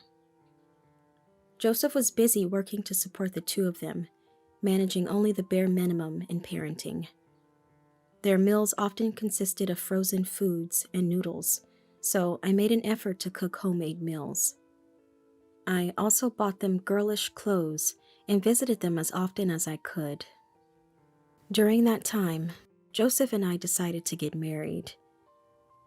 My parents were against it from the start of our relationship. I knew the difficulties of marrying a man with children, but I pushed through my parents' opposition and left home to be with Joseph. At first, I was just happy to spend time with all four of us, and I didn't mind the hardships. But as we got used to each other, I began to understand why my parents were against this marriage. The girls, who used to see me as an older sister, couldn't accept me suddenly becoming their mother. They didn't take me seriously, and when Joseph wasn't around, they did as they pleased. When I got too angry at them, Joseph didn't like it and blamed me. "You're just bothered by them because they're not your real children, right?" I was deeply hurt by his words, which he said almost every day. Each time, the fact that Linda and Olivia were not my biological daughters weighed heavily on me. There were times when my relationship with Joseph soured over how I interacted with the girls, but we never reached an irreparable rift. Meanwhile, my relationship with the daughters became more and more troubled. Olivia, who was lively as a child, started to support me as she grew up. She often helped with the housework voluntarily and began to treat me more like a mother. However, Linda, the elder one, grew to dislike me more and more as she matured. It might have been her age, but it seemed she didn't accept me as her mother. Joseph would only say it was unavoidable and never scolded Linda for her defiance. Since Joseph didn't firmly reprimand Linda, she didn't think her behavior was wrong. Olivia often tried to intervene, but Linda's attitude towards me never improved. In high school, Linda began to openly attack me. "Can you stop ordering me around, you outsider? What's your intention? It's annoying." When I took them in as my daughters, I was prepared for some challenges, but at this rate, Linda will never see me as her mother. "Hey, isn't that too much? If you don't say something, we'll be stuck like this forever." I felt this was a serious issue and consulted Joseph each time, but he always sided with Linda. "It's natural she doesn't accept you. You're not her real mother. Can't you understand that?" By this time, Joseph had also started to openly attack me. I understand a parent's love, but isn't it a parent's duty to discipline when necessary? As I feared, Joseph's leniency only worsened Linda's behavior. She stopped attending high school seriously and often didn't come home. Even when Olivia managed to contact her, Linda brushed her off, saying she was with her boyfriend. I couldn't allow a high school girl to stay at a man's house. Even when Olivia handed the phone to me, Linda wouldn't listen. I hesitated to tell Joseph, knowing it would shock him, but I had no choice. However, Joseph's anger, now openly hostile towards me, was directed at me. "It's your fault Linda ended up like this." Joseph was distraught, but Olivia's stern rebuke stopped his attack on me. "Dad, enough! Mom warned us many times and you never said anything." Perhaps Joseph realized his part in this. Chastised by Olivia, he pounded the table, his anger having nowhere else to go. After that, Joseph kept deceiving himself, pretending not to see Linda's behavior. Unable to do anything, Linda eventually dropped out of high school. After dropping out, Linda barely came home, and even Joseph didn't know what she was doing. The family was falling apart, but thanks to Olivia, Joseph and I stayed together. Time passed, and one day, when Olivia turned 25, she said, "Mom, it seems Linda is getting married," Olivia muttered when she got back from work. Linda, who hadn't been coming home much since that time, was regularly checked on by Olivia for her well-being. Linda, who had rarely come home since then, always had a boyfriend despite not working after dropping out. Now, she was finally getting married. Despite being estranged, I was happy to hear this family celebration news. Joseph heard about Linda's marriage, and for the first time in a while, the three of us laughed together. Even Linda contacted us, wanting to talk in person with her fiancé. Olivia seemed the most relieved by this news. She hoped that improving her relationship with Linda would also mend mine and Joseph's. There had been many issues, but we might be able to laugh together as a family of four, like when we first met. A faint hope filled my heart. A few days later, as promised, Linda came home. It had been about a year since she last visited, so it was a rare occasion for the whole family to be together. Beside Linda stood her fiancé, Richard, in a suit. "Nice to meet you. I'm Richard, Linda's boyfriend." Richard seemed serious but avoided making eye contact with me, speaking only to Joseph and Olivia. "Linda hasn't been home much. I'm sorry for any worries caused." Richard had been dating Linda for about 2 years, but we'd hardly seen each other in that time. Both Linda and Richard acted as if I were invisible, following Joseph into the living room. Noticing their behavior, Olivia frowned and looked at me. "Mom." Olivia seemed to want to say more, but I stopped her, taking her hand and following the others. We sat across from Linda and Richard with the table between us. Surrounded by fancy sweets prepared for today, the conversation began. "Dad? Olivia? It's been a while." Linda was deliberately ignoring me. "Linda, have you been ignoring Mom since you got here?" Olivia was getting irritated with Linda's attitude. "Eh? Oh, you're here." Linda laughed mockingly, and Richard joined in. Olivia looked like she wanted to say more, but I stopped her. "Olivia, it's fine." Olivia's mouth formed the words, "but." "Let's focus on why we're here today. To introduce Richard." As if our exchange hadn't happened, Linda turned to look at Richard next to her. Prompted by Linda, Richard straightened up and began to speak. "I will marry Linda and make her happy. Please accept my regards." Richard spoke formally, looking at Joseph. "This is my daughter. Please take care of her."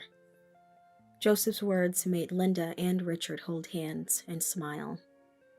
"There's something we want to say," Linda prompted Richard. "No outsiders will be involved from now on."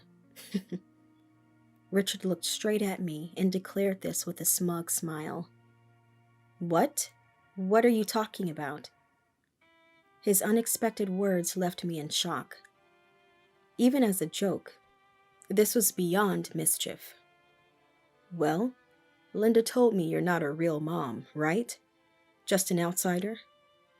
Richard seemed to enjoy my reaction. I thought our fractured family relationship was mending, but that hope was cruelly shattered. Speechless, I could only compare Linda and Richard's faces.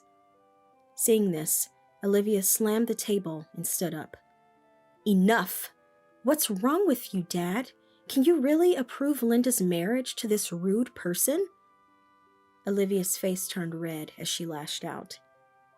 Before I could get angry, my daughter Olivia expressed her indignation, and Joseph responded with a troubled look. Olivia, calm down. Don't say anything more. This was the first time Olivia, who had always been on my side, was reprimanded by Joseph. I hugged an agitated Olivia and glared at Richard. Understood. The three of them exchanged looks at my words. I won't have anything to do with people who hurt Olivia anymore. As I declared this, Joseph looked a bit troubled, but Richard and Linda started laughing.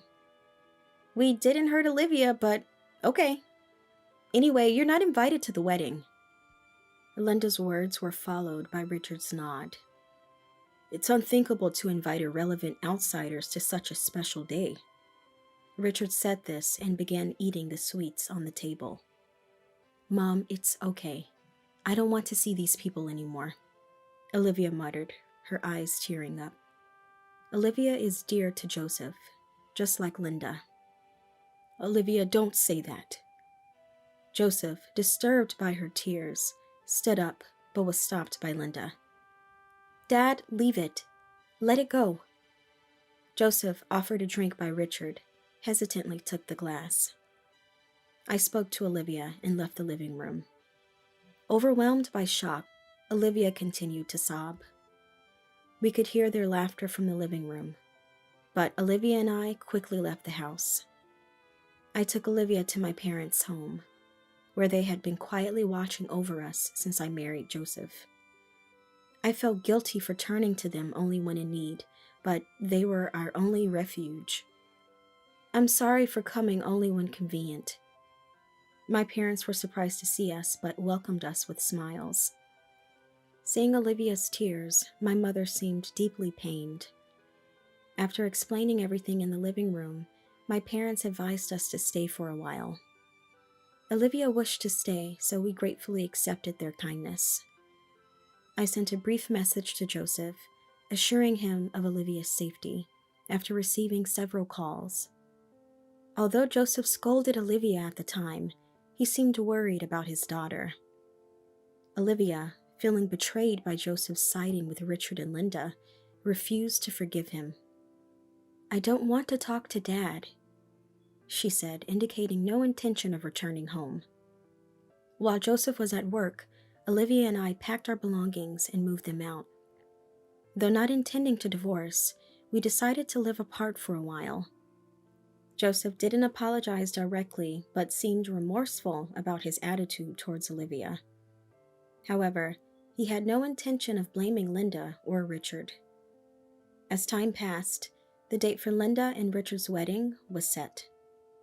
Despite reluctance, Olivia agreed to attend the wedding after Linda and Joseph's persistent requests. Mom, I don't want to go. Olivia was reluctant until the last moment, but I persuaded her. They say they won't involve outsiders anymore, right? I want you to see what that really means. I told her this meaningfully, and she reluctantly agreed. I'll go, but I will never forgive Linda and that Richard. Olivia, dressed in a suit, left for the ceremony. When Olivia arrived at the venue, Joseph was waiting at the entrance. Olivia! He was relieved to see her after so long, but Olivia's feelings hadn't changed. After a brief exchange, she was led to the reception hall. What's this? Am I early? Entering the venue, Olivia couldn't help but exclaim. She had arrived just before the ceremony to avoid talking to Linda and Richard. Checking her watch against the invitation, she was right on time, 5 minutes before the start. Yet, the venue was sparsely populated. A few relatives and friends of Linda were seated on the bride's side, but the groom's side, which should have been filled with Richard's colleagues and friends, was almost empty. Only Richard's parents and a few friends seemed to be present. As Olivia stood puzzled, Richard's angry voice could be heard. What's going on here? She turned to see Richard in a tuxedo, shouting at the reception desk. Why aren't my guests here? Was there a mistake in the invitations? He was berating a friend at the reception, but the invitations were correct. Linda, worriedly peeking from a room, was also visible. The scheduled time passed and the hall grew increasingly restless. Confused, Olivia had a sudden realization. Could it be Mom did something? I chose that moment of panic to appear at the venue. "What are you doing here?" Linda, who was making frantic calls with Richard, noticed me. Olivia, hearing Linda shout, ran to me. "Mom, what's happening? Why are you here and where are all the guests?" Olivia, full of questions, asked me why I was at the venue uninvited and why none of the guests had shown up. "Did you do something?" Richard, noticing our exchange, approached angrily. "Stay away. Since you said you didn't want anything to do with outsiders, I informed your colleagues not to come." I snapped back, stopping Richard in his tracks, his anger still evident. "What are you talking about? I meant I don't want to deal with you, an outsider," Richard shouted, disheveled, but his outburst couldn't change the situation. "Would the name Henry Williams explain the situation?" At that, Richard's face showed a flicker of recognition. I confirmed his reaction and continued. "My brother's name is Henry Williams." When I mentioned my brother's name, I could see Richard's face twist in fear. "What are you saying? Henry Williams, isn't that the name of our company's president?" Indeed, it might seem too coincidental, but Richard was an employee at the company my brother Henry managed. Previously, at a family meeting, Richard boasted about being an elite, revealing he worked for the large trading company my brother ran. Initially surprised, I knew Richard had no idea of my connection to Henry. However, when Richard declared he would no longer associate with me, I decided on my plan. After leaving home with Olivia, I discussed everything with my parents and confided in Henry. Henry was surprised, mentioning Richard wasn't the elite he claimed to be and had little recognition in the company. Further inquiries by Henry revealed that Richard was only thought to be competent because of his more capable colleagues. Unaware of his poor reputation, Richard confidently invited many company associates to his wedding. Henry, angered by Richard's behavior towards me and Olivia, but remembering Richard's wish to invite many from the company, I asked Henry to delay the dismissal for revenge. This would shatter Richard's pride and embarrass him in front of Linda. Henry agreed to my plan, ensuring Richard would have no future involvement with our family. Richard and Linda were speechless upon learning everything. Joseph knew about Henry's business, but was incredulous to discover it was Richard's company. "You did this to embarrass me on purpose." Richard glared at me, pale-faced. "This is all your own doing. Looking down on others and hurting them, and now you play the victim?" I raised my voice at Richard's self-victimizing tone. I hadn't wanted to do this. Neither my brother nor Olivia wanted to ruin Linda's future. Tears welled up in my eyes as I thought about it. "Mom." Olivia gently placed her hand on my shoulder, sharing my distress. "Mary, leave the rest to me." I turned at the unexpected voice to see Henry. "Mr. President!" Henry glanced at Richard, then spoke to Linda. "Do you remember me? You might think of me as a stranger, but Mary and I have always cared about you." My brother continued sadly. "Richard may have said those words, but you also have a responsibility. As an adult, you must face that responsibility." Linda, in her wedding dress, bowed her head. "Richard, you will have to leave the company. Being a company-initiated resignation, you will struggle in your job search due to this fact." Richard would have to explain this resignation in future interviews, a sin he would carry forever. And for Richard, proud as he was, Being fired seemed like an unbearable shame. It's a lie. An elite like me getting fired? It's a lie. Richard repeated the words as if broken. Richard? Richard! Linda tried to shake Richard awake, but he collapsed, powerless. Joseph watched silently, neither complaining to me nor attacking me. The venue descended into panic, and the wedding became impossible. I apologized to Richard's parents and friends, explaining everything. I thought Richard's parents would blame my brother and me, but instead, they were furious with their son's actions and apologized to me and Olivia repeatedly. Desperately, they were pleading about something while Richard was in a state of semi-hysteria. We decided to cancel the wedding in consultation with Richard's parents and Joseph. Throughout the chaos, Richard never regained his sanity. Days after the wedding, Olivia and I were still at my parents' house. Olivia had no intention of living with Joseph or Linda again. I considered divorcing Joseph, but I wondered if that would really be the best thing for Olivia. I thought about it for a long time, but couldn't find an answer. Eventually, I realized that Joseph and I would likely not reunite. Olivia and I thought about renting an apartment, but my parents persuaded us to stay with them. Since we had the chance to be together again, we might as well stay here, I thought. I accepted my parents' generous offer to continue living with them. Meanwhile, Richard became mentally ill and stayed home. His pride, once unshakable, was shattered by his dismissal.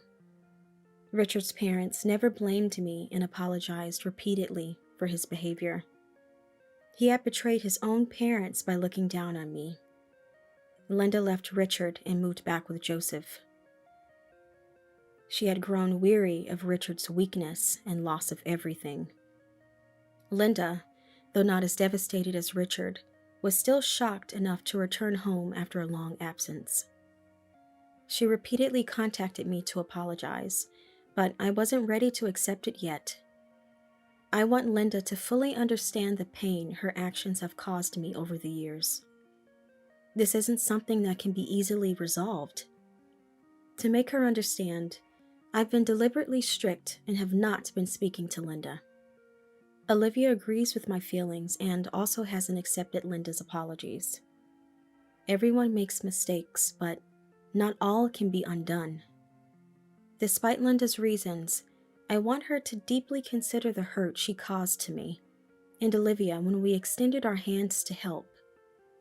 It's been several months since Olivia and I started our new life. There has been no progress in my relationship with Joseph. Olivia hasn't said much, but it seems she is also avoiding Joseph. Joseph appears to be deeply shocked by this situation, but he seems to be reflecting on his actions. Linda, since then, has been desperately job hunting and has started working. Having dropped out of high school, she is struggling due to her lack of work experience. Olivia seems somewhat relieved to hear about her sister's efforts. Reflecting on it, Olivia has always been on my side. She chose to leave Joseph and Linda, blood relatives, to be with me. I felt their value when we were living as a family of 4, but now I realize it even more. Olivia has grown close to my parents and often helps them. Seeing my parents' smiles, which I hadn't seen in a long time, makes me happy. Although I can no longer live with Joseph or Linda, I am satisfied with our new life. I vow to always cherish Olivia, who has always supported me and my parents, who warmly welcomed us. I've decided to have Mom move in and live with us.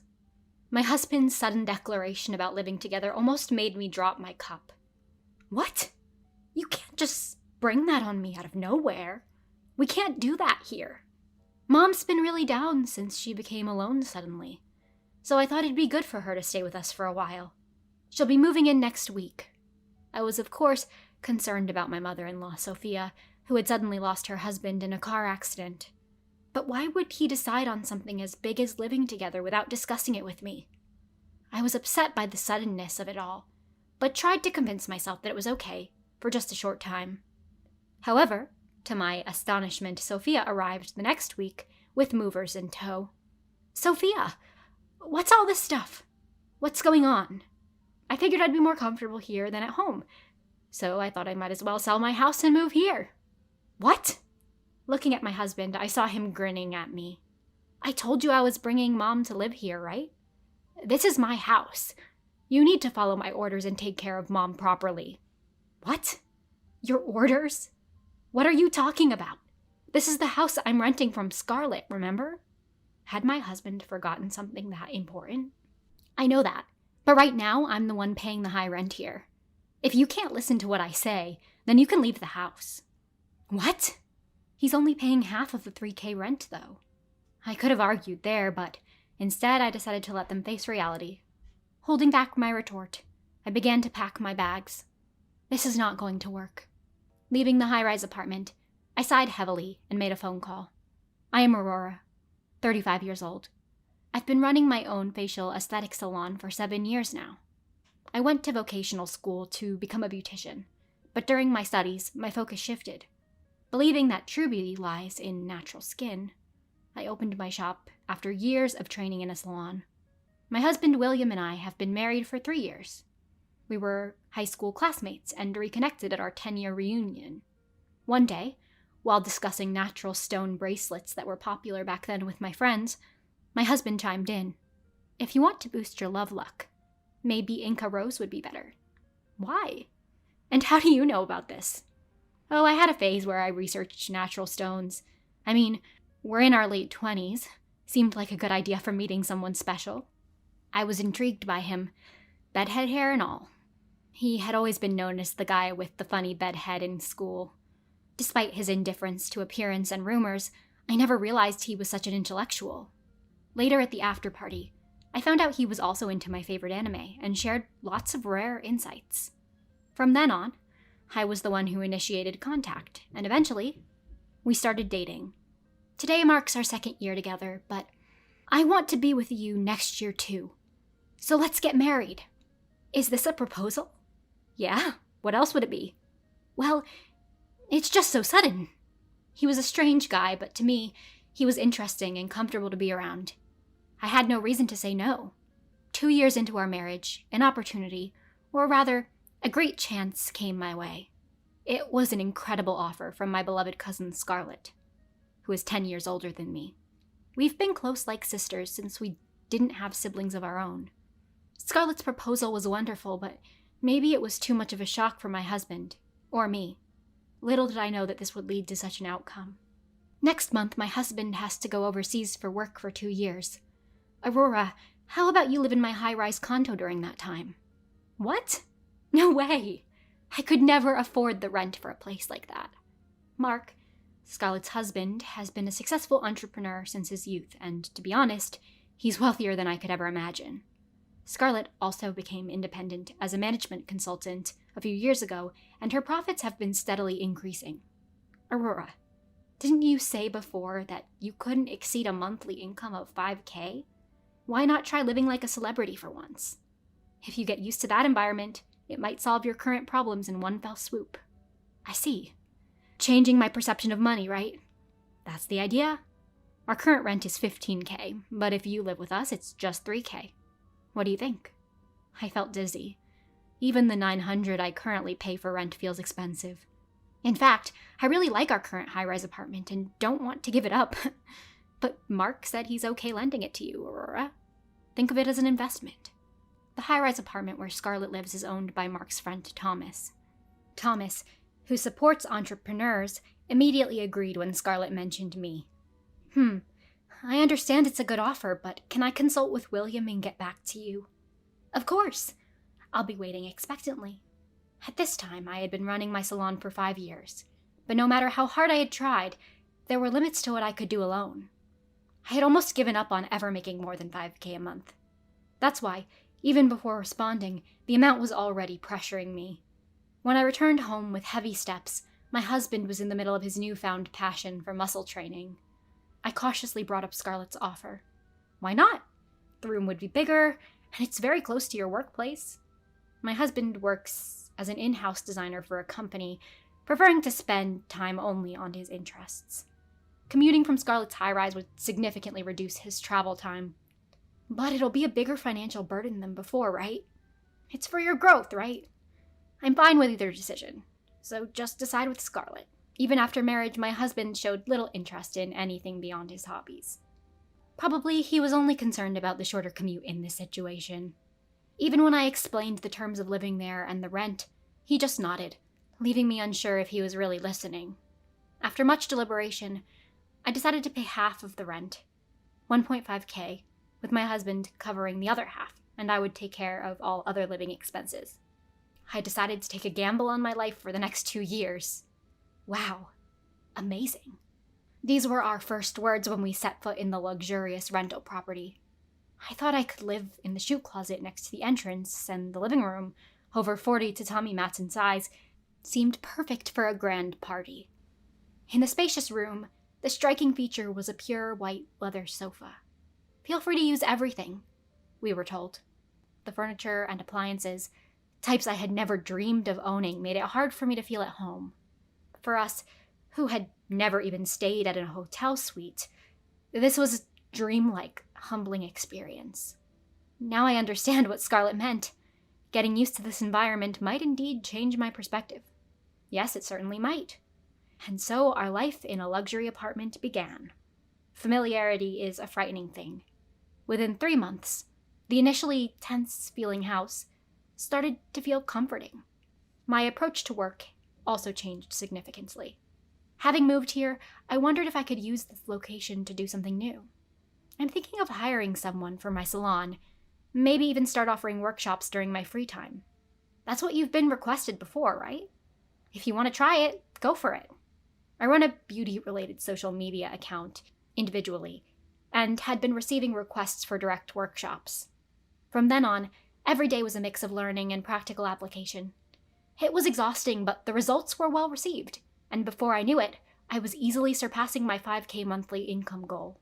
I had changed, but this environment had also had a significant impact on my husband. His appearance, for one, had transformed. Apparently, he didn't want to inconvenience our neighbors with his usual careless look. He now took care to fix his bed hair and dress neatly before going out. But as a result, our house became messier. People at work who never spoke to me before are starting to talk to me. I bet.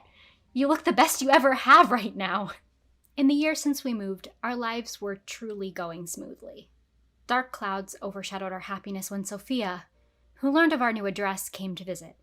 Sophia enjoys taking lessons as a hobby and is a luxury-loving, show-off personality. I was surprised by the address, but what a wonderful house! I never imagined William would move into such a place. Mom must be so proud. Just like us, Sophia was also surprised. Ah, no, Sophia, this house is... That's right, isn't it? When I decide to do something, I do it right. My husband cut off my words, smirking as if he was the one who had rented the place, and then gestured for silence with his finger to his lips. The class I attend is close to here. It'll be easy to drop by, so I'll be visiting more often. Ah, okay. Just make sure to contact us before coming. Of course, I understand. I had a bad feeling about this. After retirement, father-in-law enjoyed fishing with friends and often traveled far. As a result, Sophia's overnight visits increased when father-in-law was away. What bothered me was Sophia sleeping on the white sofa in the living room. No matter how many times I asked her not to, even if I laid out a futon on the floor, she would end up sleeping on the sofa. Sophia, please stop sleeping on the white sofa. This is a rented place. Oh, I'm sorry. I just find myself sleeping here without realizing it.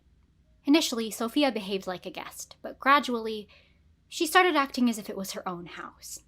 She was careless with the furniture and appliances, making me worry that she would damage something. Hey, isn't Sophia coming over too often? This isn't our house. She should show some restraint. Come on, let Mom enjoy it too. It's not often you get to live like this. Besides, She's helping with cleaning every time she comes, right? It seemed my husband had not corrected his lie to Sophia. He had become neat in his appearance, but was utterly careless at home. Sophia's presence, whom he could easily ask to clean up, must have been convenient for him. But her promised cleaning had only happened at first. "Aurora, the house is a mess. Get up and vacuum. The bathroom is all wet." The frequency of Sophia being at our house increased, and she began to nag me. Influenced by Sophia, my husband started blaming me too, adding to my stress after returning home. Yet, I was somewhat reassured, knowing father-in-law was still at home, even though he was away often. As Sophia's visits became more frequent, another source of stress emerged. My husband started coming home late. Some nights he returned drunk or didn't come home until morning. Sometimes I could smell perfume on him. When confronted, he said he was hooked on finding new bars to drink at. Stop it! It's okay to go out drinking, but coming home in the morning is not right. And how much are you spending on drinks? I give you enough money, don't I? How I spend my money is my business. Just shut up. I was shocked, as he had never spoken to me like this before. But there was something else I had to confront him about. "You're wearing Mark's suits from the closet without permission, aren't you? Do you think that's okay?" "What? You're using Scarlett's clothes and bags without asking, aren't you?" I was dumbfounded. Did he think everything in this house was free for us to use? I have Scarlett's permission, and I always get them cleaned and returned. Have you asked Mark's permission? No, but you can handle that, right? Mark's suits are so cool. They fit me perfectly since we're about the same height. I get a lot of compliments. I felt like exploding with anger. It was obvious that a landlord who could afford such a house would have stylish suits. If he damaged them, my husband wouldn't be able to afford the replacements. Stop it right now! Take care of what you've used and never wear them again. You're so annoying. You really piss me off. I'm at my most popular right now. If you keep nagging, I'll divorce you. Divorce! I felt my love cooling. The man in front of me was no longer the husband I knew. But amidst this, an unexpected event occurred. While away on a fishing trip, father-in-law was involved in an accident and passed away. Caught up in the funeral preparations and arrangements, all my other worries were momentarily forgotten. Just as things were settling down after the 49-day mourning period, my husband made a shocking announcement. I've decided to invite Mom to live with us here. His sudden declaration of living together nearly made me drop the cup I was holding. What? You can't just spring that on me. It's impossible here. Mom's been sad since she suddenly found herself alone, so I thought we'd live together here for a while. Even so, why did he decide this without consulting me? She's moving in next week. Next week? Why didn't you talk to me about this sooner? Sorry, but I thought you would understand. Oh, come on. I was upset by the suddenness, but maybe it was okay for a short while. I was worried about Sophia, who had suddenly lost father-in-law. However, I felt distrust towards my husband for deciding to live with Sophia without any discussion. The following week, to my astonishment, Sophia arrived with movers. Sophia, what's all this luggage about? This place is so much more comfortable than mine, so I thought, why not sell my house and move here? What? Looking at my husband, he was smirking at me. I told you I'd invited Mom to live with us, right? But I said it was impossible here, and it was supposed to be just for a short while. It's so spacious here. One more person won't matter. My husband had intended to live here with Sophia all along. I didn't know what he had told Sophia, but selling her own house, it was giving me a headache. My husband then said something even more absurd. This is my house. You'll obey your husband's orders. Take good care of Mom. What? Husband? What are you talking about? This is the house that I rented from Scarlett. Had my husband forgotten such an important fact? I know, but I'm the one paying the high rent here now. What? My husband had always been careless about money and possessions. But I never imagined he'd remember so little about this house. Before marriage, he lived in a $250 old apartment. Compared to that, a $1.5K rent must feel very high. But did he seriously think he was renting this place for that price? If you can't obey your husband, then get out of this house. You've become annoyingly complaining lately. That's right. We're living so well thanks to William, and you dare complain? That's a failure as a wife. I felt I understood my husband's plot. Ever since moving here, he enjoyed being fawned over and found me annoying for questioning his spending and late returns. Unaware of his grand misunderstanding, he was trying to kick me out. Fine, I'll leave. But are you sure about this?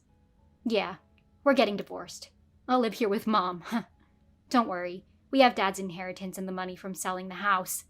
I'll send the divorce papers to your salon later. So that's why he had invited Sophia. I could have argued, but I decided to let them face reality.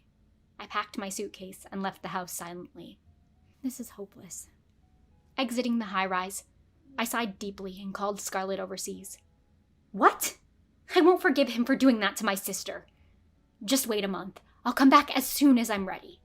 Scarlett was furious at my husband's actions and decided to return home 6 months early. About a month later, I received a call from my husband. He had sent me divorce papers right after I left, but I knew this call was about something else. I ignored it for a while, but I finally answered due to the persistent ringing. Aurora? Finally! The management company said they couldn't deduct the rent. I've been transferring it as usual. Please check with Scarlett what's going on. Did you check your bank balance? I did. There's 1.5K in it. I barely contained my laughter. I hadn't transferred anything to the account for rent deductions, and I had withdrawn the balance after leaving the high-rise. With only 1.5K, they wouldn't even deduct the heating bill, let alone the rent.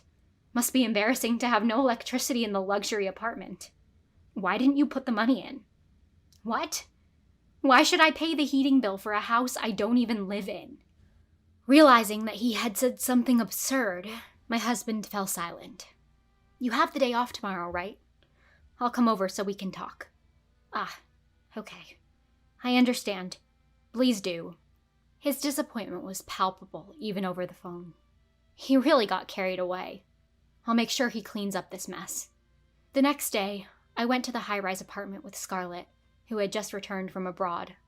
I could have used my key, but I decided to ring the doorbell. Sophia answered the door. Hello, who might you be? Aurora?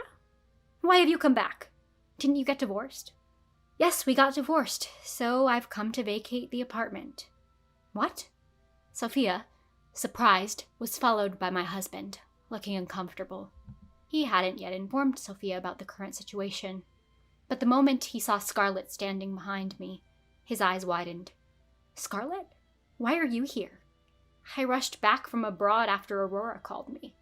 Oh, and this is Thomas, the owner and manager of this apartment. We had informed Thomas about our discussion, and he agreed to join us. Entering the living room, I was shocked by what I saw. The once lovely space looked like a warehouse now. Sophia's moving boxes were still piled up in the corner of the room. Scarlett sighed quietly beside me. We all sat on the sofa, and Thomas was the first to speak. So, when can we expect this month's rent payment? No, I've transferred the usual 1.5K to the account, but it seems it wasn't deducted. My husband, sweating and speaking nervously, looked pitiful. His hair was messy, as in the old days. You seriously thought it was 1.5K? Didn't I ask you to pay only half of the rent at first? Remember? What? Really? Half means it was actually 3K? I think I kind of remember something about half. My husband looked shocked and then scratched his head in frustration. It's a little fascinating how he completely forgets things he's not interested in. Yes, 3K. But the actual rent here is 15K. What? 15K? Maybe I only heard about the amount we were supposed to pay. Not we, but rather the amount he was supposed to pay. Sophia, standing beside my husband, also had her eyes wide open in shock. What? What do you mean? Isn't this a high-rise apartment William is renting from an acquaintance? No, it's a high-rise I'm renting from Scarlett. I had it for 2 years, but due to recent events, I've decided to terminate the lease 6 months early. Sophia turned pale, hitting my husband's knee in panic. What are we going to do? I thought William was earning well, so I sold my house. And I've done so much shopping. What now? Sophia covered her mouth with her hands, trembling. But then she turned to Scarlett. Scarlett, then why don't you rent it to William and me for 1.5K? Just for half a year. I can't give up this lifestyle so soon. Scarlett's mouth turned down at Sophia's audacious request. Look, Aurora, please ask her too. You know, you could even move back in here if you want. I could feel my own mouth turning down, mirroring Scarlett's. I rented this place to support Aurora's efforts. I will not forgive anyone who tries to drive her out. Scarlett's gaze made my husband close his eyes and look down. But leaving here would not be the end of it. Still, you've treated everything so carelessly. This sofa, for example, I can't even think of using it anymore. Scarlett frowned as she looked at the stains and dirt on the pure white leather sofa. Originally, I planned to have you buy any severely worn items after 2 years, so we'll have to check everything now. What? Wait a minute. I didn't hear anything about this. My husband, who had been looking down, raised his head, sounding surprised. In a normal rental, you restore things to their original state. It's only fair to compensate if you've mishandled furniture and appliances. I had explained this too, but with him not even remembering the rent, these details wouldn't even be at the back of his mind. Scarlett walked around the room, checking everything. I heard many sighs from the kitchen, so it's likely that the appliances will have to be bought. Then, opening the bedroom closet, Scarlett sighed even more deeply. William, did you wear Mark's suits without permission? I didn't say you could borrow personal items, and you've treated them pretty roughly. Sorry, but you'll have to buy these at full price. Just as I thought, despite my warnings to not wear them again. As expected, each suit in the closet was worth over 5K. The only consolation was that he had only worn 3 of them. William, I am so disappointed in you. I trusted you and Aurora. That's why I rented this house to you. You've hurt my dear Aurora, and I have no sympathy for you. My husband was already trembling, pale as a ghost. The amount Scarlett mentioned for the suits was significant. Then Thomas, adding insult to injury, began to speak. As for me, I would like to request the payment of this month's 15K rent, plus the cleaning fees for the room. The 3K rent was in agreement with Aurora, not with you. And I would like you to vacate the premises immediately. But it's impossible to leave right away. Aurora, you asked them too. Sophia, who had been sulking, looked up and shouted. Why should I? The divorce papers William sent have already been filed. We're strangers now. I have no obligation to help a stranger. Thomas, looking pitifully at Sophia, laid out the harsh reality. If you can't vacate immediately, we will have to charge you with illegal occupation. Why do I have to go through this? I can't take it anymore. Sophia screamed and stood up, then left the room. My husband, soulless for a while, finally looked at me, begging for help. Aurora, I'm sorry. I finally come to my senses. Got carried away with being fawned over and felt like a rich man and lost my mind. Yes, you're finally back to your senses. I'm really sorry. I was wrong. Let's start over from scratch, somewhere new.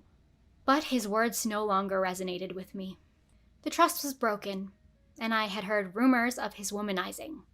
It's impossible. As I said earlier, our divorce is finalized. I filed the divorce papers in anger, but after a month, I have no regrets and have completely moved on. I looked at my husband with a full smile. Seeing my face, he seemed to give up and asked quietly, You paid most of the rent except my half, right? How much are you earning now? I realized we hadn't talked about work for a long time. I finally exceeded 8K a month. Looks like I'll reach 10K by the end of the year. No way. Why didn't you tell me? Please, let's start over. My husband slid off the sofa and collapsed onto the floor, crying. His hair, still messy, swayed. I wished he had stayed the same bedhead guy from back then. Even though I thought I was over it, I felt a little sad. Later, scared by the threat of illegal occupation, the two quickly rented a monthly apartment and left. They managed to pay and compensate with father-in-law's inheritance and the money from selling their house, but their finances were greatly depleted. Well, My husband isn't a bad earner, and living with his means, he'll manage. After the divorce, I received an apology from him once. I don't want to reconcile, but I truly wish him well. But he lamented, "It's hard to lower your standard of living once it's raised." He was grieving for Sophia, who lives with him. Thinking of Sophia, who enjoys hobbies and luxuries, their future seems full of uncertainties. I didn't demand any alimony. Some might think it's too kind, but I felt responsible for changing my carefree, bedheaded husband. In that environment, I changed my mindset to earning as much as I thought was normal. Thanks to that, my activities are expanding. But my husband and Sophia only used that environment to raise their living standards, without realizing their mistake. Now I live alone in a 1.8K apartment. Not quite Scarlett's level, but compared to barely managing $900 a month, I feel much more self-affirmed. I want to keep believing in myself and fulfill my dreams. 30 cents should be enough for a gift for your mother, he said. And I have work tomorrow, so just handle the funeral by yourself. The day before my mother's funeral, that's what my husband told me. What is he even saying? His words stirred a dark emotion deep within me. If it were acceptable, I'd punch him right now. Absolutely unforgivable. Well, then your thing is also worthy 30 cents, I retorted. I decided to exact the worst revenge possible on my husband. My name is Katie. I'm 28 years old. A year ago, I married James, who is the same age as me. Both of us were office workers, but at different companies. I met my husband a year ago at a dinner party hosted by a colleague of mine. Having no experience with men, I was hesitant to go at first and initially declined. My colleague insisted, so I reluctantly agreed, though I knew I was just there to make up numbers. I won't have much to contribute to the conversation anyway. I'll just get through it and go home. On the day of the dinner party, I was thinking this all the way on the train to the venue. I'm more of an indoor person, preferring to read books, and I'm shy. As a result, I don't have many friends of the same sex, let alone male friends. So, with these anxious thoughts, the dinner party began. Sitting quietly at the edge, sipping my drink, someone said to me, "It's no fun drinking alone, isn't it?" That was James.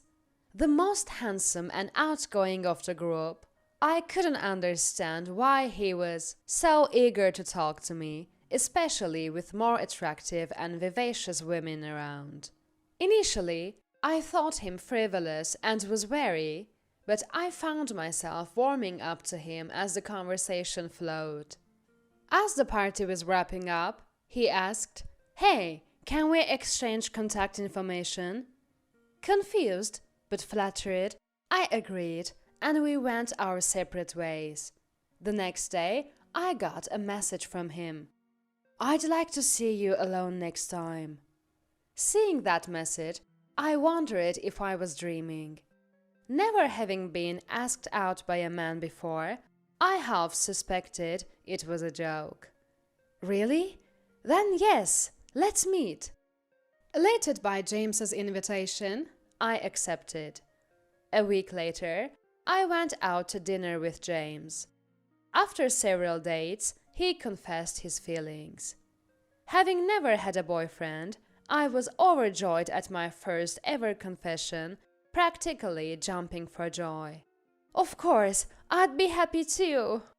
I went home and told my mother about my new boyfriend, her gaze drifting to my father's portrait. He had passed away about 10 years ago. Seeing my mother, who had raised me alone since then, smiling at my father's photo as she reported the news, I was so happy I cried. James, who had lost his parents when he was young, understood my pain of not having a father. Several months into our relationship, James proposed to me. I'm so happy, but I need to think about it because of Mom. I was truly delighted, but I asked for time to think about his proposal. A month into our relationship, we discovered that my mother had terminal colon cancer and only 6 months to live. I had told James about it, that she might pass away soon. I definitely wanted to marry him, but I also wanted to spend as much time as possible with my mother, and my heart was torn. Seeing my dilemma, James said firmly, "I want to help with your mother's care. More than anything, I want her to see you in a wedding dress while she's still here." Overwhelmed by his words, I broke down in tears.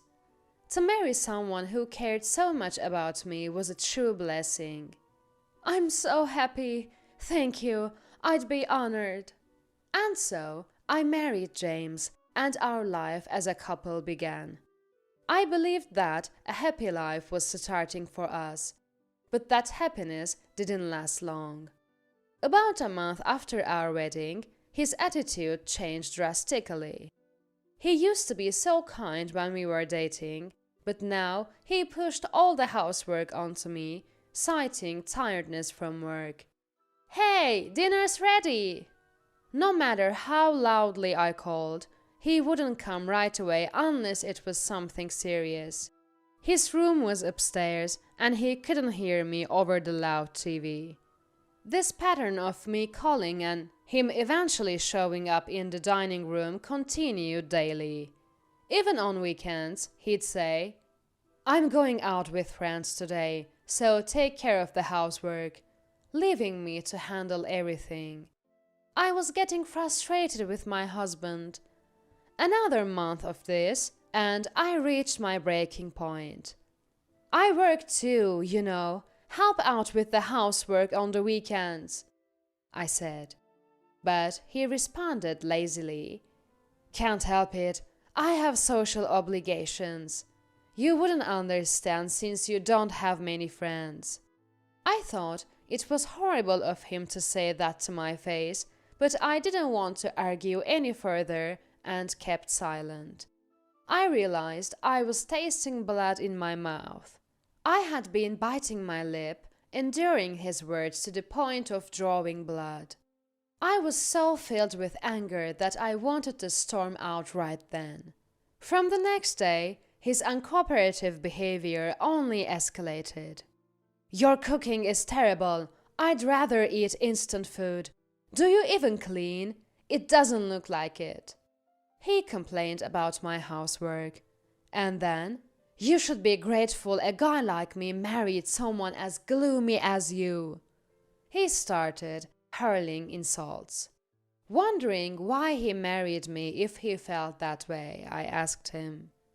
"I thought you'd be convenient since you're not the type of fool around with men and would do all the housework." Shocked by his words, I felt like I could lose it. I wanted to believe that he said about my mother back then was true. "But did you say you'd help with Mom, right?" I asked, anxious. "Oh, that. Didn't really care about your mother. Just said that to look good for the marriage," he blatantly denied. I was so filled with rage, I thought of hitting him right there.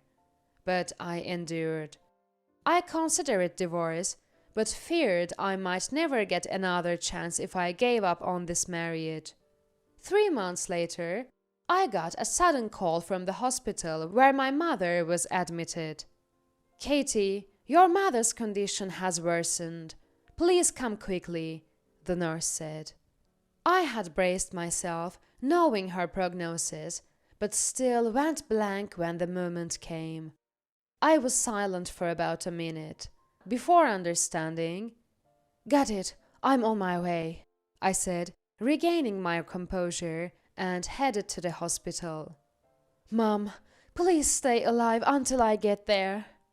That was my wish on the way, but when I entered her room, she had already passed away. "Why did you die before I got here, Mom? Wake up! Please wake up!" I knew she wouldn't respond, but I couldn't believe she was gone and kept calling out to her. After calming down, I called my husband. Mom just passed away. Can you come to the hospital? No, I'm too busy with work. He didn't show up, even though his mother-in-law had died.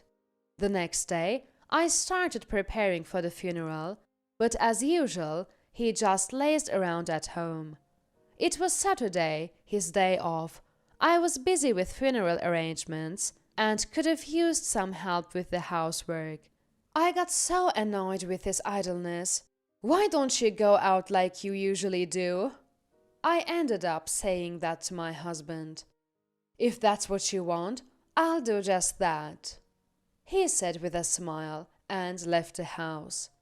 How can he go out for fun at a time like this?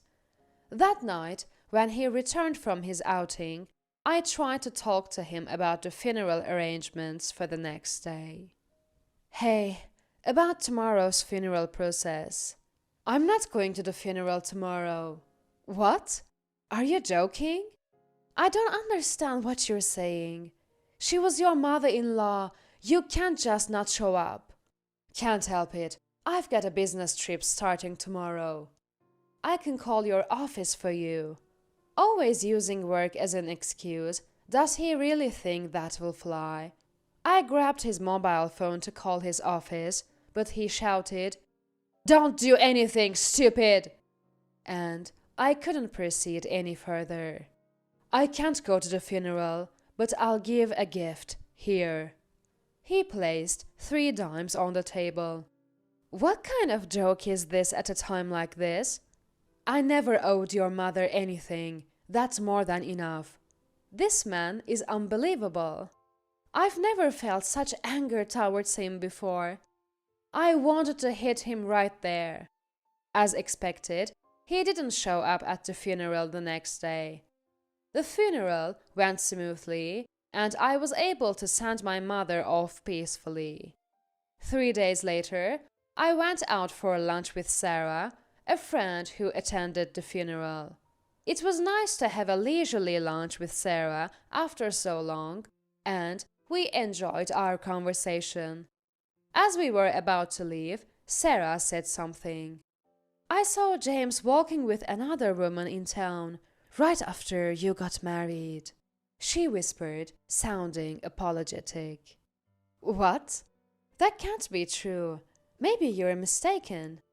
I brushed it off at the time, but remembering my husband's frivolous nature, I wondered if it could be true. 2 days later, I snooped through his phone while he was in the bath. Luckily, he didn't set a passcode, probably never thinking I'd pry. He probably didn't expect me to look into his mobile phone and was caught off guard. I'll see with my own eyes whether my husband is really cheating.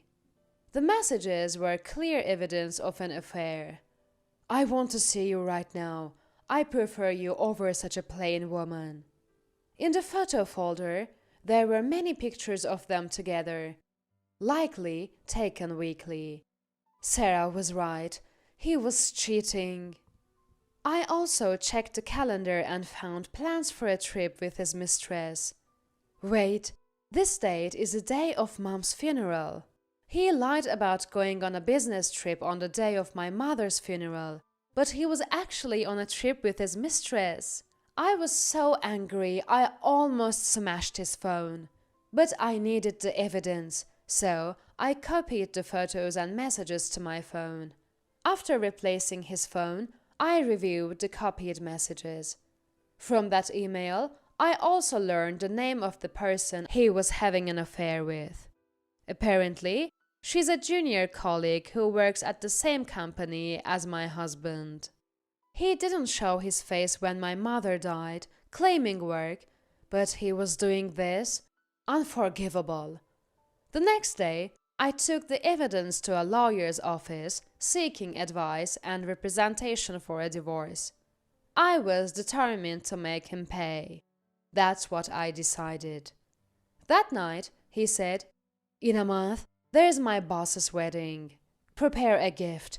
He wants you to come too, so keep that day free. Okay, a month later, got it. I agreed to attend the wedding, but of course, that was out of the question. I had no grudge against my husband's company president, but I had no intention of going to the wedding. I decided to cancel at the last minute, just like he did, to inconvenience him. During that month, I began to take steps for my revenge. First, I consulted my husband about a dress to wear on the day to gain his trust. Hey, I can't be underdressed when meeting your boss, right? I don't really have a good party dress. Shall we go look for one? So, I persuaded him to go dress shopping with me. For the boss's wedding, he was quite keen and bought me a beautiful party dress. He never buys me nice clothes like this usually. What a self-serving creature he is. I momentarily showed my disdain, but then said, "Thank you, I'm looking forward to wearing this at the wedding." I emphasized my excitement for the wedding day so he wouldn't suspect anything. Next was the wedding gift he asked me to prepare. It looked lavish, but it was only worth 30 cents inside. He would never check it anyway. And a month later, then, the day before the wedding arrived. "I'm sorry, I have work tomorrow and I can't make it to the wedding." Of course, that was a complete lie. "What are you saying at the last minute? Just take a day off. And what about that dress I bought you? You said you were looking forward to wearing it." He was furious. "I'm just doing the same thing you did, but it can't be helped. You also prioritize work when it's really important, right? Like when you skipped my mom's funeral." He was annoyed but didn't say anything more. On the morning of the wedding, I handed him the gift. "Here is the gift for the wedding," I said and handed it to my husband. "All right, I'm off then." Still in a bad mood from yesterday, he left for the wedding. I couldn't stop laughing. I had filled the gift with only 30 cents, just like he did for my mother. He had made a mockery of my mother's funeral and went on an affair trip instead of attending.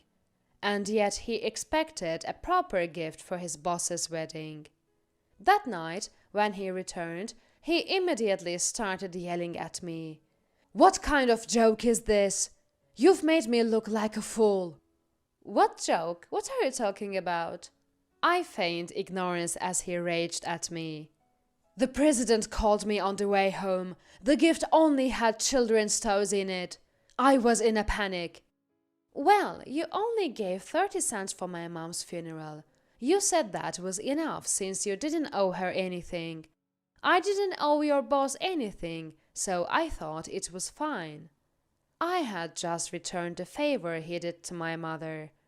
"What kind of attitude is that? I owe my boss for employing me, and I'm grateful. I never thought you could be so lacking in common sense. I can't live with someone who can't even support her husband. Let's get a divorce."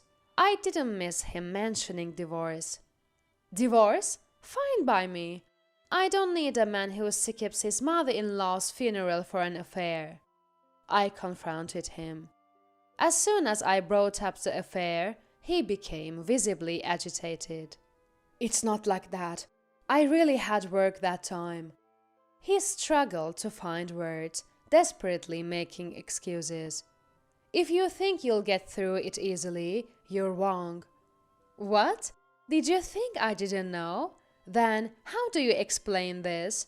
You two look really close, and these emails too." I showed him the evidence I had copied. The emails were full of insults about me. "I can't have kids with such an ugly woman. I feel sorry for any child born from her. Can't wait for the weekend. I just tell her I'm going out with friends and she doesn't say anything." There were things written there that made fun of me. I read these out loud and asked, "Still going to pretend you didn't know?" Seeing the emails, photos, and schedules I had copied, my husband couldn't respond to my questions. You once said I was just a convenient woman for you, remember? Even then, I didn't want a divorce and tolerated it because I was blinded by marriage.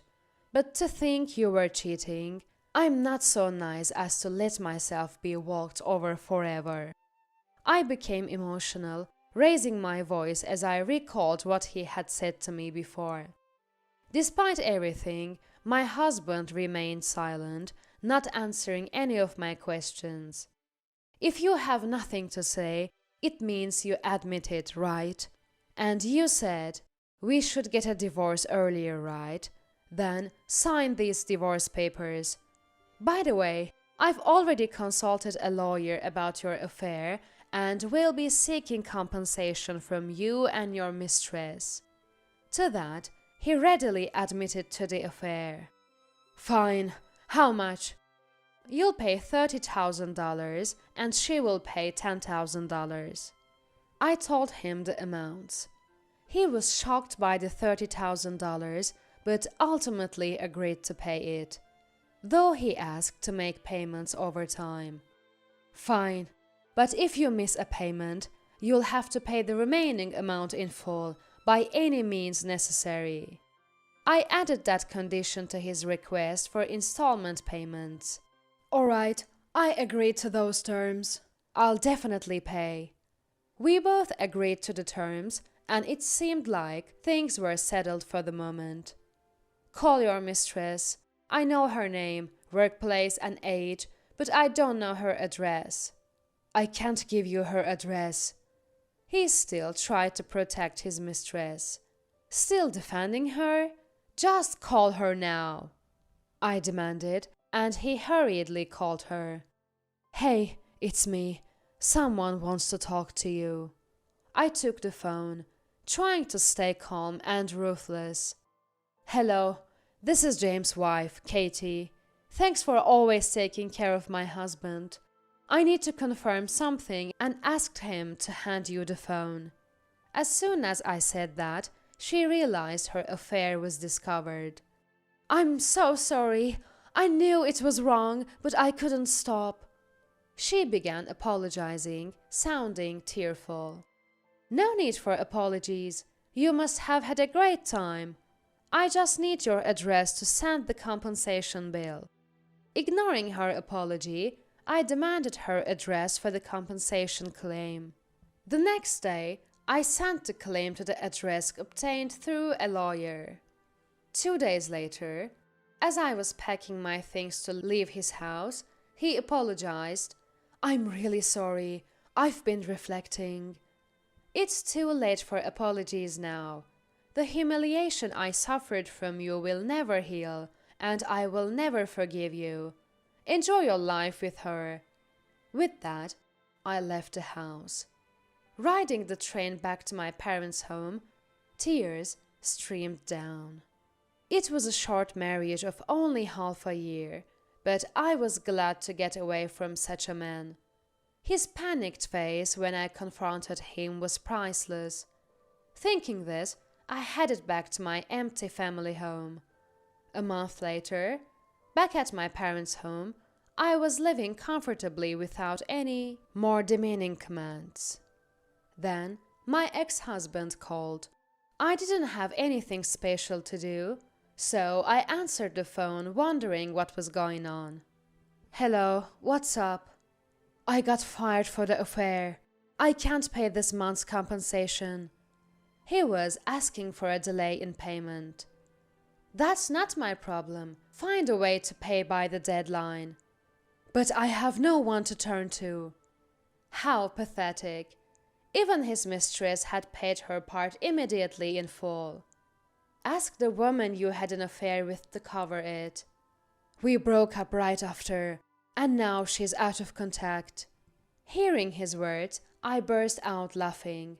He got what he deserved for disrespecting my mother and going on an affair trip instead of attending her funeral. That's great to hear. I couldn't help but let my emotions show as I said this to my ex-husband and hung up.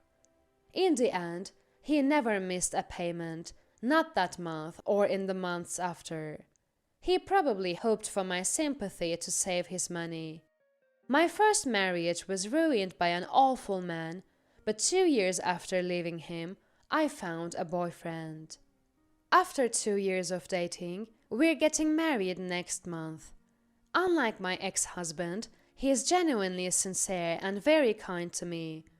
I did worry that he might change after marriage and stop doing household chores like my ex did. A year into our relationship, I started living together with my current boyfriend, George. It felt a bit like testing him, but his kindness didn't change after moving in together, and he actively did household chores without me saying anything. On our days off, we always went out on dates together. Will you keep going out with me and being kind to me after we're married? Of course, he said with a smile in response to my question. Seeing him, I felt that I could be happy with him. There may be tough times ahead, but I hope that our marriage will bring more happiness than hardship.